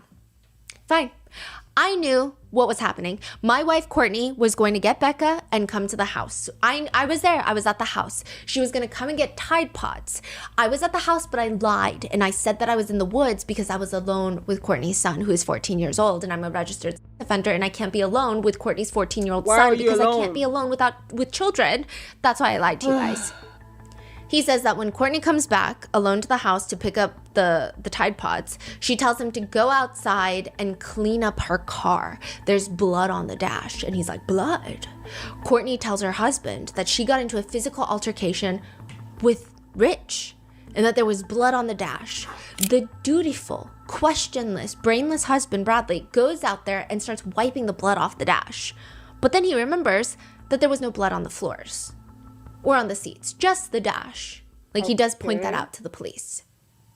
There was, however, paint spilled on the seat covers, which is why they burned it. Okay. Okay. What? So Bradley says that Courtney starts talking about how she and Rich did something horrible. What does that even mean? He's like, what do you mean? She won't elaborate. And then the news starts going around that Becca is missing. And Bradley, very slowly, maybe a little too slowly, starts putting two and two together very slowly. And then he's like, wait, I think they did something to Becca. Okay. So he confronts Courtney about it. Courtney freaks out on him and tells him, if you say anything, I will make your life hell. He states, you know, I believed her because it wasn't that long ago that Courtney tried to stab him with a pair of scissors and was charged with assault. The case was ultimately dismissed, but still, he doesn't think that she's bluffing. She already tried to stab him with scissors previously. The only other thing that Bradley can tell the investigators, which he voluntarily told them, is that she's always talking to two people. What do you mean she's talking to two people all the time? I mean, I don't know. Neither of those two people are me, though. How do you know? I mean, she's always on her phone, click-clacking away, talking to Rich and to Kim. Okay. Becca's half-sister and then Becca's fiance. He doesn't know what they're talking about, but they're always talking. How do you know they're always talking? They just are. He doesn't think that Courtney and Rich are still having an affair, though, because he says, quote, I just can't see them being together like that. They haven't talked in over 2 years. Wait, didn't you say that you're talking? Yes. So now I don't know if he means talking as in romantically talking, but you just said all they do is talk. But Bradley says But Bradley claims that he thinks if anyone did anything, it was Kim, because Kim was having an affair with Rich, and she would have motive to want Becca out of the picture. But didn't he just say Courtney and Rich had blood in the car and did something horrible? Yeah. So where is Kim coming from? I don't think he knows. I can't tell you. So these people don't even think. They're These just people like don't have a talking. brain. Like, They're just it's talking. crazy. I feel like They're just making up shit as they go. their thoughts like reset every 5 seconds. Because where is Kim coming from? What is he saying about Kim? Yeah, he's now? saying Kim has the most motive because she was having an affair with Rich. He doesn't think that Courtney was having an affair with Rich because they haven't talked in a really long time, except all they do is talk, remember? All they do is text, but they haven't talked in a really long time. Okay. So we don't know a thing that this guy is saying. We don't But then he goes understand. on to later state, if I really had to answer questions though, quote, he believes that Courtney is capable of slicing open her own flesh and blood and taking a baby out. It is a good possibility that Courtney could attack Becca and cut a baby out of her. He thinks that Courtney has more to do with it than what she wants to claim. He said that all the evidence does point to her. Okay. So basically what happens in these interrogations is that Bradley will decide that he's going to pin it on Kim, is the vibe that I get. And then the police will be like, well, remember the evidence says this? Remember when you said this? And then he'd be like, you know what? You're right. I think Courtney did it. And then he just keeps like making up new stories. Okay. He's asked, well, what do you think happened? I thought Courtney was jealous of Becca. Courtney wants to have another child. And I think Rich wants to get back in a relationship with Courtney. But he leaves the I know that it's bad and it's probably eugenic and it should not be a power that the government has, but I sometimes feel like some people should not be legally allowed to have children. Some people should literally not be allowed to have kids. Like, I don't know how to say. Like, some people should not be allowed to conceive because we end up with situation like this. Some people are led. I don't know how, and that's the thing with this opinion is that it's not really enforceable. You can't really enforce it because then you go and you play in some dangerous territory. But it should be enforceable one way or another. Like, some people should not be allowed to have kids, and that's a period. Like, that's it. interview with one big problem, a problem that is bigger than all the other problems, which is he has a ton of motive to lie. He basically admits it himself to the officer. He says, well, I do think if Courtney's in the other room talking to the other investigators, she's going to try to pin it on me. In a separate room, Courtney is talking to the officers and she asks, can Bradley hear me? Oh my gosh. No, he cannot.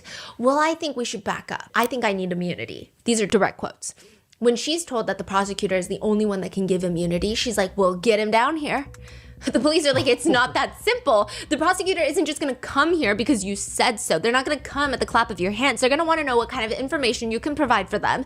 And then they'll think about if they want to grant you any sort of immunity. Courtney says she can tell them where the knife was that was used to kill Becca and where the baby is, all of it. She just admitted to being guilty. Yeah. It's not very bright of her. I think she anticipated Oh, this. she hasn't Yeah. got anything. She's already saying, I can tell done you. as hell. ABC," Exactly. Which, okay. She's like, I need immunity because I'm innocent, but I know some stuff. By the way, I must be guilty because I can tell you where the baby is. That is crazy. So that was used against her then, Yeah. right? Oh I mean, the police immediately, they don't call the prosecutor and they tell her, everything you just said in that one sentence, you gave us knowledge that you only have if you're guilty. Did they point it out already? Yeah. And Courtney says, well, no. So I've been threatened. Her child, her 14-year-old son has been threatened. Her home has been threatened, and she is done. She's officially done doing this. She wants immunity and she wants witness protection. Who does she think she is, ordering this? That, I mean, you cannot order officers around. That is strictly reserved for really wealthy pedophiles. Sergeant Voss informs her, look, we can't give you immunity. Shame. Is the baby still alive? Courtney shakes her head no. Did Bradley confess?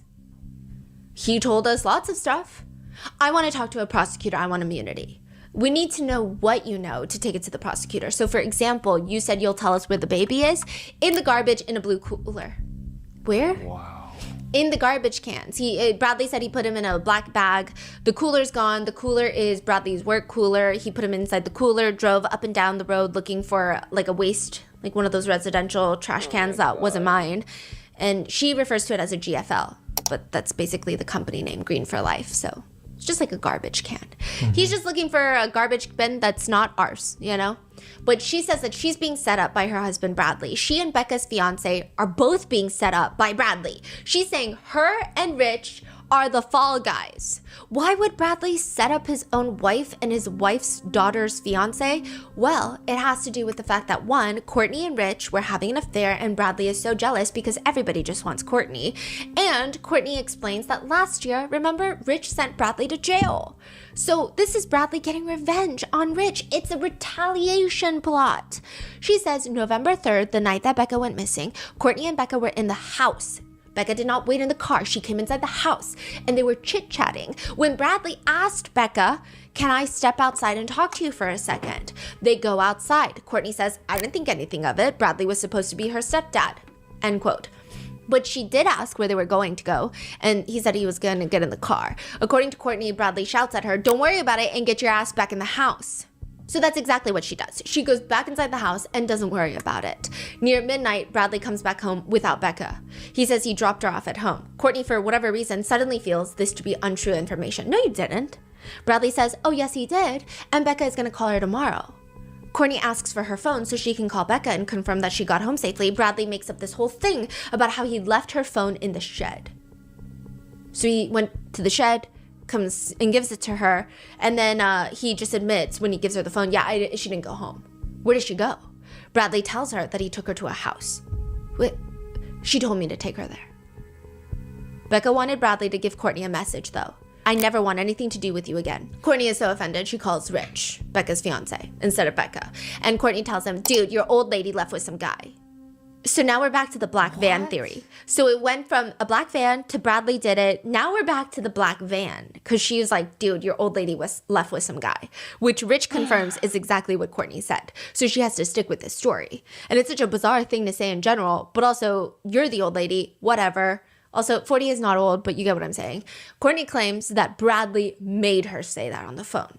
And when she hangs up, Bradley, out of nowhere, backhand slaps her across the face. Okay. I think she watches so many Lifetime movies or something. I don't know. At this point, it is clear that Courtney is in version 15.9 of her account of events.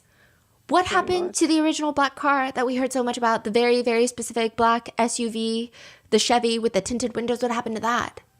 I lied. I made it up. That never happened. No black SUV ever came to pick up Becca. It was just a lie that Bradley made me say. Oh, shit. Wow. Courtney claims the day that after Becca's body is found, she confronts Bradley about what he did. And he gets in her face and he tells her, I'm going to tell you once, and I'm going to tell you, and you're going to fucking drop it, and you're going to shut the up. I'm the reason your daughter's not here, and that your life is upside down right now. Rich with the wrong motherfucker. It's like a D-grade movie that airs at 3 a.m. on Lifetime. Courtney says that she asks Bradley, what did you do to my daughter? He responds menacingly, I slit her fucking throat. Rich deserved it. Rich deserved it, and it just happened to be your daughter that's going to pay for it. What about my grandson that she was carrying? Oh, I stuck him in a cooler, stuck him in a trash bag, threw him in the trash. Hold on. The officers are very confused. They stop Courtney in her story, and they say, wait, hold on.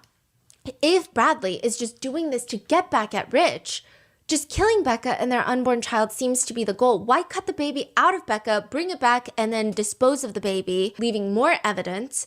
Courtney responds, because if he would have left the baby in there and somebody found her before, the baby could have survived, he would have thought. he would have thought. So now we're just thinking he would have thought. I don't think any of them think much, but then why wouldn't he just take the baby out and kill it and then leave the baby? Why go through the trouble of taking the baby? He told me that the baby wasn't breathing when he pulled him out. Again, why did he take the baby? Because he didn't want Rich to see they were together. Like, he didn't want Rich to see them together in death? What does that mean? The police literally ask her, what does that mean? And the affidavit writes, quote, she admitted she didn't know what that meant. This is unbelievable. Like, what does that mean? I don't know. You're the one that said that. Later, she tries to state that the baby is Bradley's. That's why he took the baby out of Becca, because Bradley and Becca were having an affair. Okay. But straight up, the police were like, wait, so did Bradley essay Becca? Because you've been telling us that Becca hates Bradley's guts. Yeah. And then she's like, yeah, they do hate each other. So the police just ignore this whole plot line because they know it's not true. And they know that she's just lying out of her butt. So then they just continue asking, well, where's the baby now? He put him in a blue cooler, in a trash bag, and then into the trash. She says that she knows that he used a trash bag from their house because she likes to count their trash bags. And the police are like, what is happening? Why are you counting your trash bags? Courtney clarifies that she never went to the location that Becca's body is found. She has no clue how often Bradley had gone back to the location where Becca's body is found. She's kind of insinuating something there. And they ask her, you said you knew where the knife was used to kill Becca is? Yes. He threw it in a dumpster at Cadillac Shores. When? It's my hunting knife, but probably like a week after he put the knife in the dumpster. What happened to the scalpel you said he used? I had no clue. I wish I knew. What are you looking for in an immunity agreement? What are you afraid of? You know, you've provided us with a lot of information that's not true. I reassure you that I will cooperate the whole way. Ultimately, Courtney states that it was all Bradley, her husband, and she had nothing to do with it. Rich has nothing to do with it, and as for Kim, she just wants to be involved because she wants to feel important. That's what Courtney says. She just keeps getting involved because she wants to feel important. Oh my god, I don't even know what to think. Please react to the Rotten Mango TikToker kills 2 people, hide mom's affair. Is that an old case or that's brand new? Because if that's an old case, chances are I've already seen it. But if that's brand new, I most likely will react to it. Yeah. What a mess. Courtney is the one that alleged that Kim was the one driving the SUV. Bradley told me to say that. He came up with the story. Okay. And then the police are like, okay, well then how did Kim's ID or debit card end up at the scene of the crime? Like, what's happening?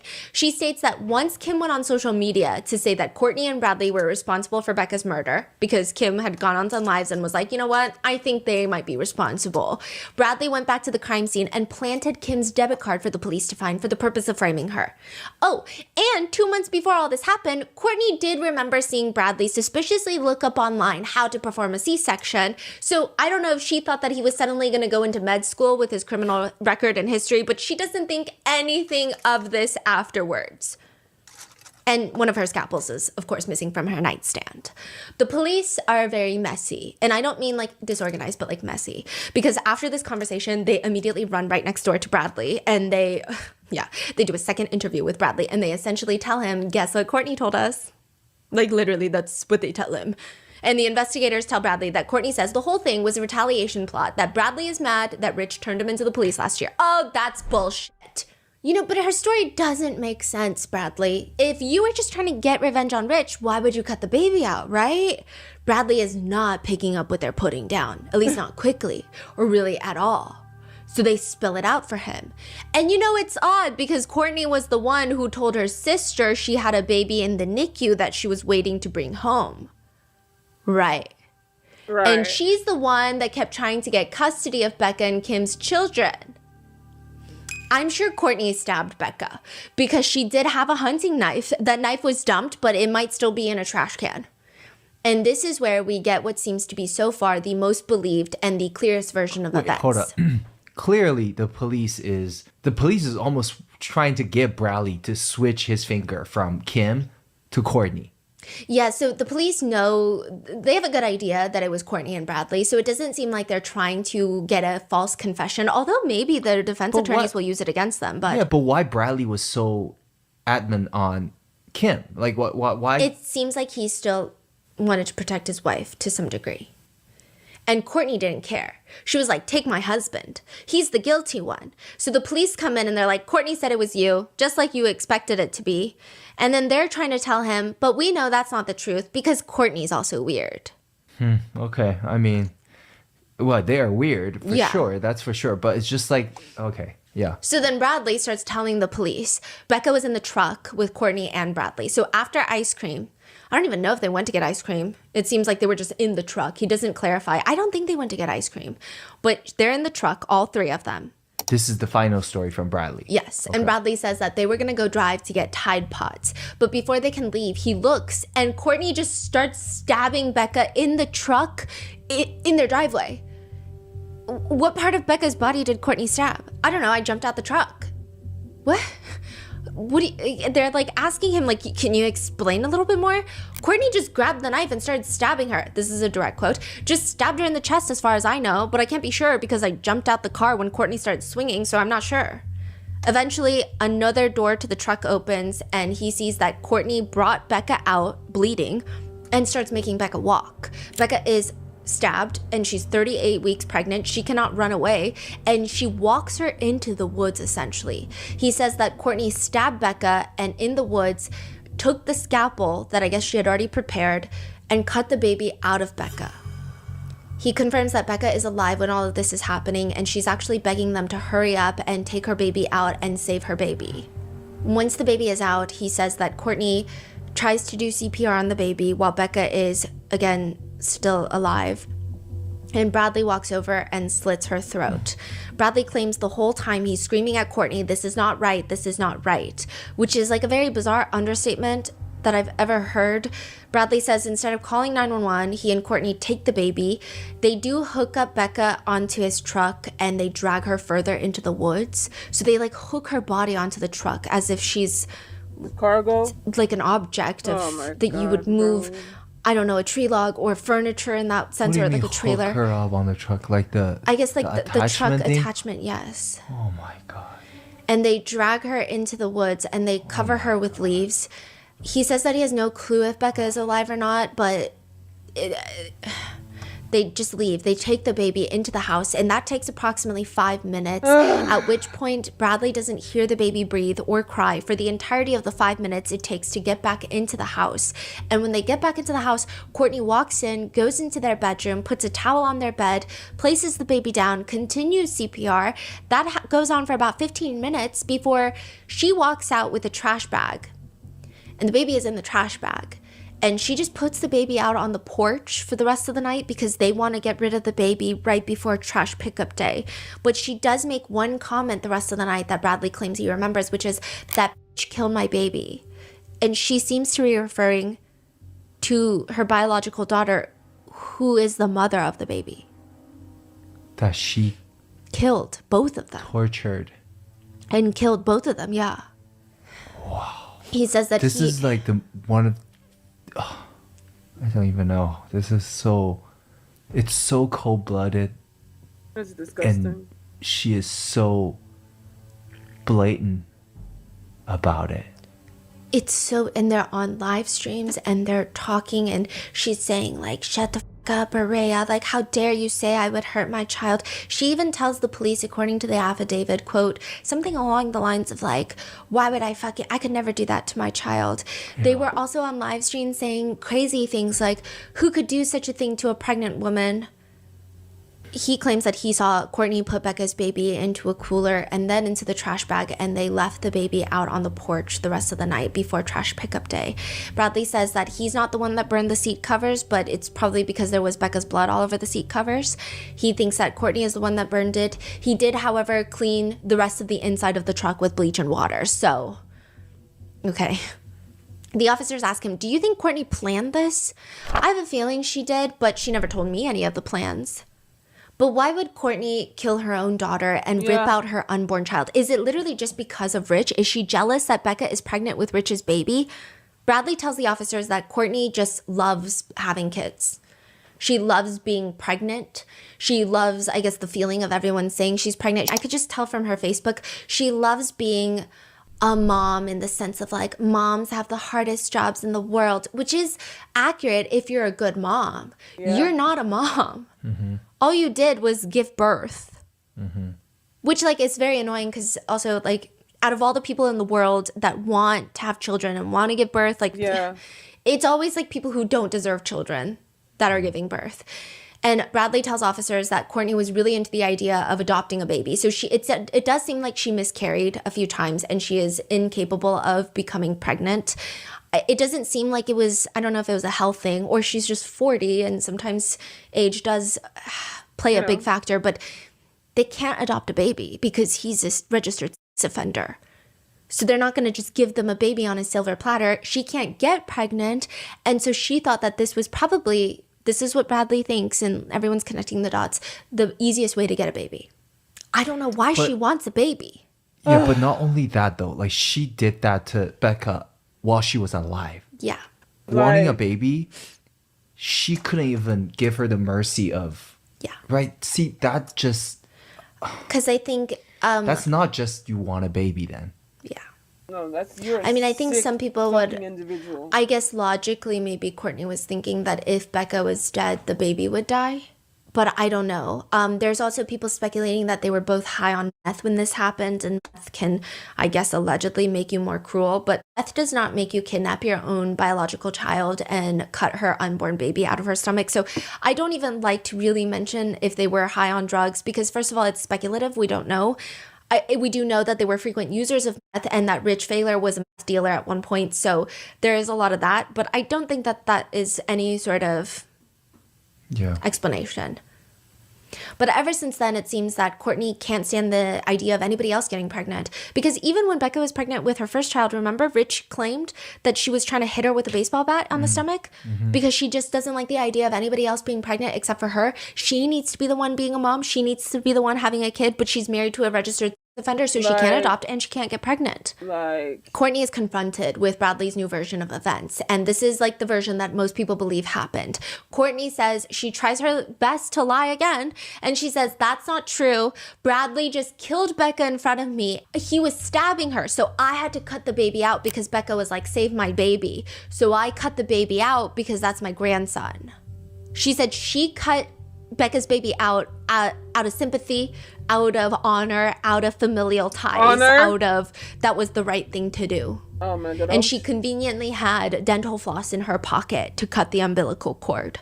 So she did confess to. Yeah. Okay. At this point, everybody is arrested.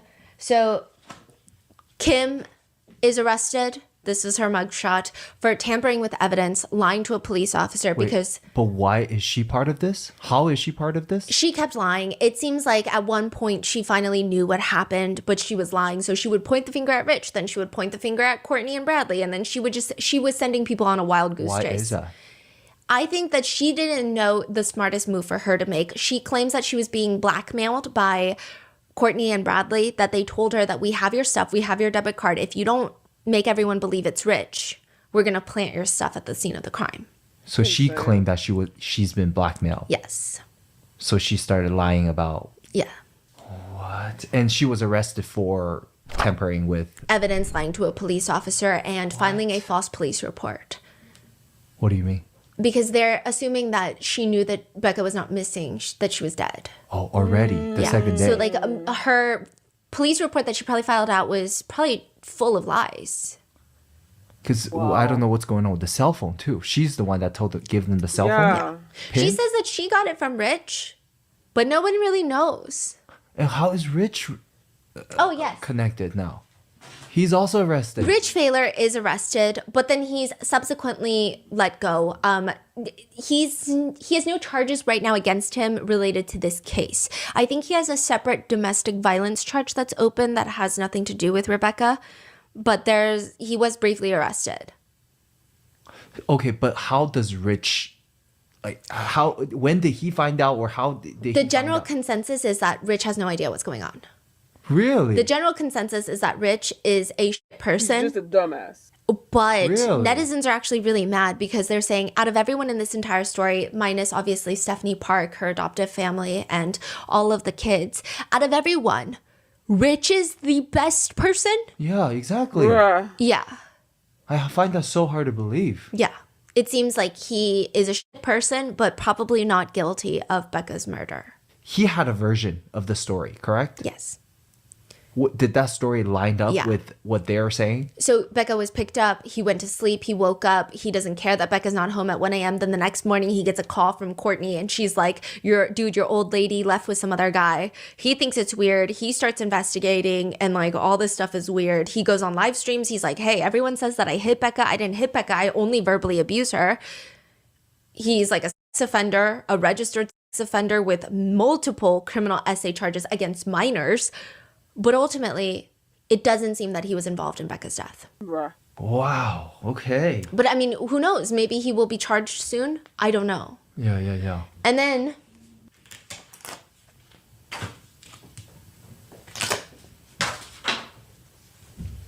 yeah. Courtney and Bradley are arrested for first-degree murder, torture, conspiracy to commit torture, assault of a pregnant individual causing miscarriage or stillbirth, conspiracy, unlawful imprisonment, and removing of a dead body. I don't know how it's going to go if they're going to charge for 2 counts of Which first-degree state are murder. they in? They're in Michigan. So I don't know. But I just don't think that the assault of a pregnant individual causing miscarriage or stillbirth, people have qualms about that charge because they want it to be like a full separate murder charge for the yeah. baby. And Yeah, that is. yeah. I mean- so now, they're arrested. They did have a brief court hearing. It doesn't seem like, I don't know when the trial's going to be. I imagine that they're going to be represented by public defenders. I imagine that the trial will be, I don't like to say a slam dunk case, but I do think it'll probably be a slam dunk case, just the way that they've incriminated themselves thus far, and then everything that will come up in discovery. I don't think that there will be a world in which something unexpected happens during the trial. But we are left purely to speculate. I will say, I don't know if the trial is going to uncover the real reason why these two allegedly killed Becca. Is it really just because they want a baby? Is it because they don't care? Is it like a torture element to it? Like, it doesn't make sense. Exactly. Nothing makes sense. These people are sick. And I don't have answers for that. I don't think we'll ever get answers for that, even if there is a trial. Wow. But with that, I will leave you with netizen comments. What is Yes. Stephanie Park's? Stephanie Park's family have started the GoFundMe for Rebecca's sons. Stephanie Park is raising Rebecca's 2 sons and Kimberly's daughter. We reached out. The fact that Rebecca was already, Rebecca was 22 with 2 kids. I literally just registered the fact that these 2 girls were mothers. For some reason, I swear to God, this whole video, I did not register the fact that they already had children, each of them. It blows my mind. It blows my mind. 22, and you are pregnant of your 3rd child that you're having with a fucking pedophile?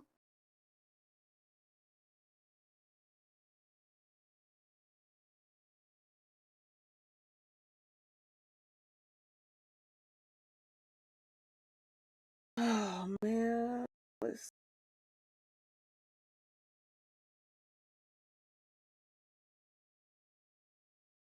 This is crazy. This is crazy.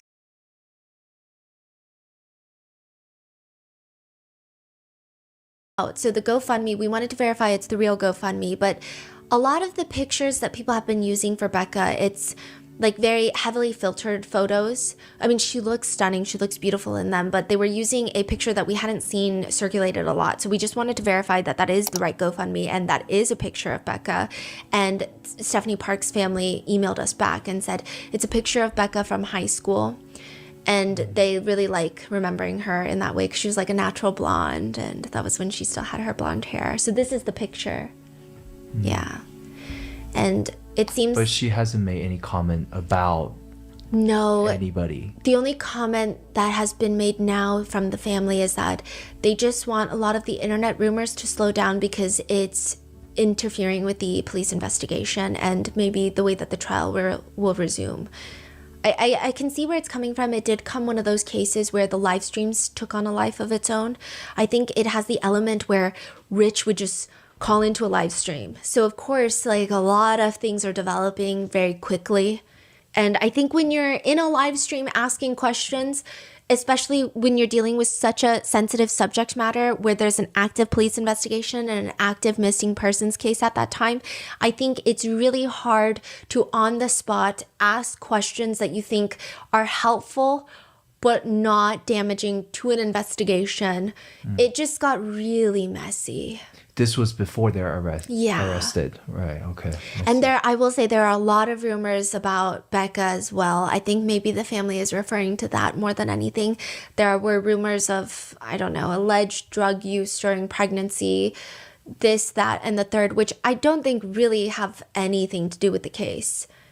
Yeah. So there were people talking about how she was cheating on Rich. And I just think it's like, I don't know how that would even help someone find Becca. I mean, I guess at the time it was under the thing of, oh, well, if she was cheating on Rich, maybe there's a different guy that she would have run off to. But yeah. Yeah, I hear you. We still don't know where the baby is. It's unlikely, I think, that his remains will be recovered. He is presumed deceased and probably in landfill if he were to be placed in trash. One netizen comment reads, "What's the most shocking is that her fiance isn't even the worst person in her life." Another comment reads, "I can't imagine the terror this girl went through. Knowing her own mother was doing this, not only to her, but her grandchild, beyond horrifying."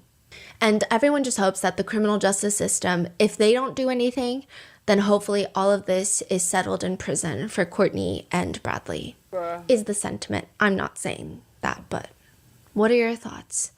Let me know in the comments, and stay safe. I'll see you in the next one. Literally one of the most disgusting shit I've ever fucking heard. Like, oh my god.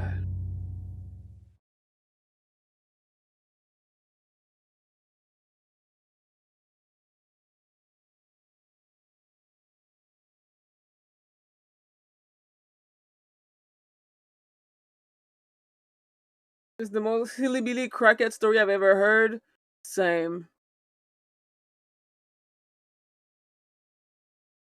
I can't. There's just this entire shit crazy. Actually crazy. Wow. I'm so disgusted with this entire thing. Like, the level of horror that I just listened to is not, it's not right. It's not right. So anyway, as far as this Get Ready With Me stream is concerned, it's over. I need to finish my makeup. But I literally just, I'm too disgusted right now to continue the stream. I need a break. So I'm gonna finish my makeup off stream and I'm gonna come back later for video game. And if you want to see the finished look, you can watch my video game stream later. Hi, Scooby Sean 98. Sorry, I'm leaving. This case was very, very intense and I'm disgusted. But I'll see you later. Bye.